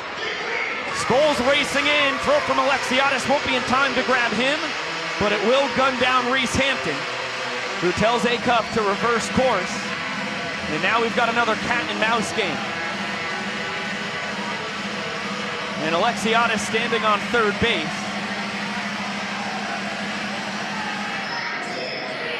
And now he's going after Hampton, and there's the tag. Acuff drives in 2, but a good opportunity for the Bananas to win it in the bottom of round 3. Just keeping the Party Animals from scoring 3 or 4 could pay massive dividends for the Bananas. And they send Robert Anthony Cruz up to the plate here in the bottom half of round 3. We've seen Rack with 2 hard-hit singles here tonight. Since those 2 knocks, he struck out and grounded out. As you get another look at the slow roller off the bat of Acuff. Skoll ended up coming in easily from second. But there was never a chance for Hampton to score. Acuff had cleared the bases the first 2 times he had swung it in round 3. Which was last night and a week ago in Des Moines. This time he's only able to push 2 across. Now the Bananas have Dalton Malden leading off third, D.R. Meadows the tying run leading off second, and the fastest man in Banana Land, Malachi Mitchell, the winning run, will be on first. The Bananas wisely using their speedy weapons on the base paths. Meadows is the speediest man on the team. He put at second base, and of course, Malachi Mitchell, nobody with more prolific speed in banana ball than him. That's why the Bananas put him at first, trying to see if he can come around and score that game-winning point for the Bananas. We are just about to get underway with this battle between Dylan Porter and Cruz. Porter trying to make it 3 straight showdown shutdowns. He's put the team on his back so far. Can he come up clutch once again? That one bounced in there in front of home plate. No danger for anybody to come home as Bronny with a big sigh of relief as he finds the banana ball right where he was standing.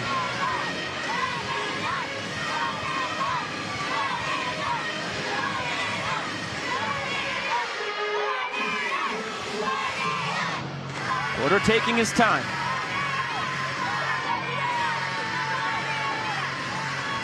On the same page with Bronny. Fires the 1-0. Peter misses the inside corner. And it is imperative that Dylan Porter find the zone against Robert Anthony Cruz. He allows a second showdown chase. It's going to be incredibly tricky for him to get to that third base bag and still gun down Malachi Mitchell standing at first. Could lead to an easy Bananas victory tonight. It will be impossible, is the word we're looking for there. Flash would have to have a disastrophe that would involve probably the breaking of one of his legs to not score on a chase. Porter's got to find the zone. The 3-0. Rack swinging, rolls it over. Indy cuts it off from the outfield. Throws it home. And Meadows is out! Dylan Porter does it! Indiana Stanley with the gun. And the Party Animals win it 6-5. Indiana Stanley with two big plays as the showdown defender tonight is able to get the ball out of his hand as quickly as possible and home to Bronson Ballhome once again, putting himself on the line to secure the final out for the Party Animals, who come away victorious in showdowns a second straight night. Oh, what a job by Indy. Valiant effort from the doctor to try and jump Ballhome. It is not successful. Stanley didn't field it cleanly, but able to collect the ricochet out in shallow right. A perfect throw to Brownie. And Meadows didn't stand a chance.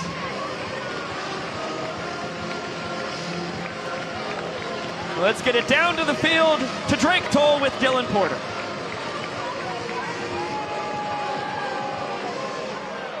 Animals. Dylan, first, how do you put into words what just happened at the end of this game? Tiring. I'm gassed. Dylan, you wrote something on the mound right there before you threw that last round of showdowns. What was it? I was honestly just writing nonsense. Buying myself a little time. I just sprinted around the bases. Need an extra 5 seconds. Thought if I just scribble something to the ground, it'll give me a little time. Since that round where you got the chase and you got the out at home plate, have you caught your breath since then? Not fully. Yeah, not fully. Maybe like 50%. But yeah, that's why you try to, take a little time. I know Jesse wants me to go really quick. For this situation, uncharted territory. Got to take your time, catch your breath, throw your best pitch. Dylan, congrats on the win. Thank you. Appreciate it.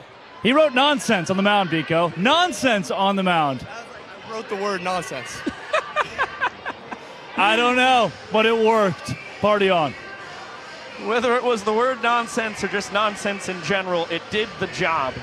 As it gets Dylan Porter the much-needed time of respite to bear down and induce some soft contact from Robert Anthony Cruz. Welcome inside the broadcast booth with Josh Talevsky, Biko Scala, where we have had back-to-back heart-stopping Party Animals wins in showdowns. These two games here in Savannah. 2 rounds last night, 3 rounds tonight. That is now 4 out of the last 5 games that have gone to showdowns. It's been pure pandemonium as of late. And the Party Animals never say die. What's really been impressive over this string where we've seen quite a handful of showdown rounds and games that have featured these down-to-the-wire finishes is that the Party Animals have mounted incredibly impressive 9th inning rallies against 2 of the Bananas' best pitchers in Danny Hosley and Austin Krizminski. And it was the Animals, once again, a lot of things did not go their way in tonight's game. A couple key trick plays missed that led to some Bananas runs and points in this ball game. And nonetheless, they stepped up, getting 3 points in the 9th inning against Krem to take the lead. Obviously did not want to give or at least allow the Bananas to tie the ball game in the bottom of the 9th inning. But this team is feeling awfully confident in showdowns as of late. We saw Jake Lialios bear down a night ago. And once again, it's Dylan Porter providing some big performances out on the pitcher's mound when the moments mean the most. And you've also got to be really impressed at what Indiana Stanley did defensively for this team as well. And Bronson Ballholm behind the dish, just continuing to put his body on the line and also make some incredible picks when receiving those banana balls to make sure that he could apply tags on those Bananas batters in showdowns. Well, you think back to last weekend in Des Moines, Iowa, that's when Dylan Porter was on the mound for the 4 rounds of showdowns, the deepest we've ever gone into showdowns in banana ball history. It ended up being the walk-off from Jackson Olsen that won the season series from the Bananas. But that's the only one of these 4 games that have gone to showdowns out of the past 5 we've played that the Bananas have come out on top of. This Party Animals team, you talk about the 3-run rally in the top of the 9th, the final 2 runs with 2 outs on the board. They're just showing such tremendous fight, and they are truly playing with a ton of joy and very much enjoying their victories, as they've been known to do. What we saw when the Party Animals fell to the Bananas in showdowns here in Savannah, Georgia, with Ryan Rodriguez on the mound, of course, that game ended with Rodriguez overthrowing his catcher at home plate and allowing the game-winning point to score.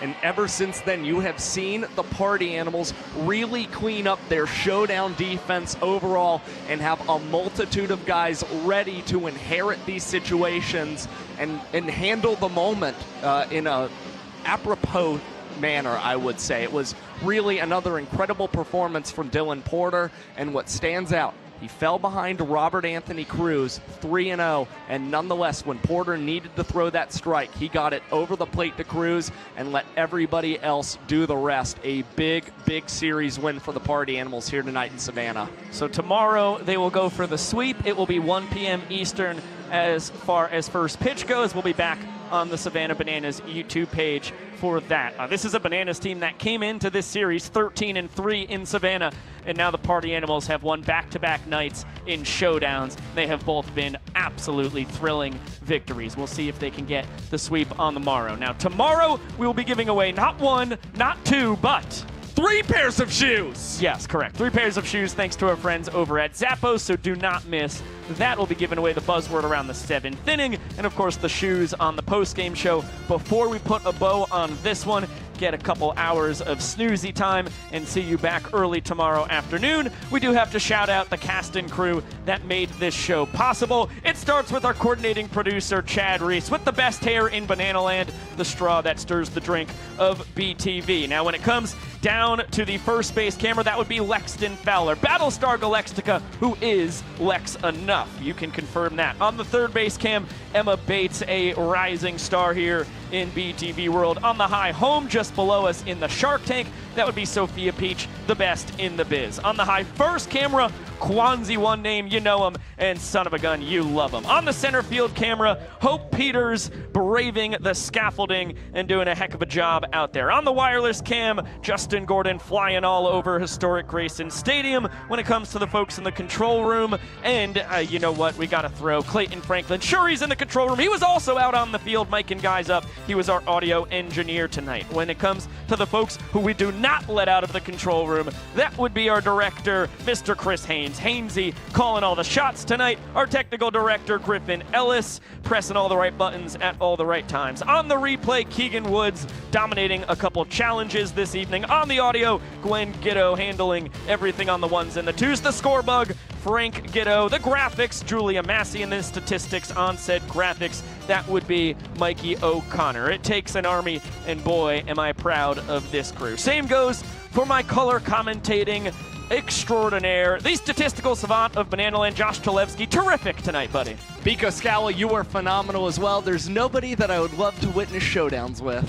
Thank you so much, my dear friend. A big thank you as well to Bryson Bloomer and Corel Prime for joining us on the mic, and a thanks to Drake Toll and Sam Bauman for delivering some awesome interviews throughout the evening as well. For the executive producers of Bananas Television, Emily Carey and Jesse Cole, as well as El Presidente himself, Jared Orton, I'm Biko Scala saying so long for now. That is 2 straight games in Savannah with showdowns, both of them big old W's for the boys in black and pink. They take this one 6-5 after 3 rounds of showdowns, and they go for the sweep tomorrow afternoon. We'll have first pitch at 1 p.m. Eastern for you. Free to watch on the Bananas YouTube page, which is exactly, I promise this, exactly how the final 6 games of the tour will go. I am Biko Scala saying so long for now. Can't wait to see you tomorrow afternoon. And of course, we'll see you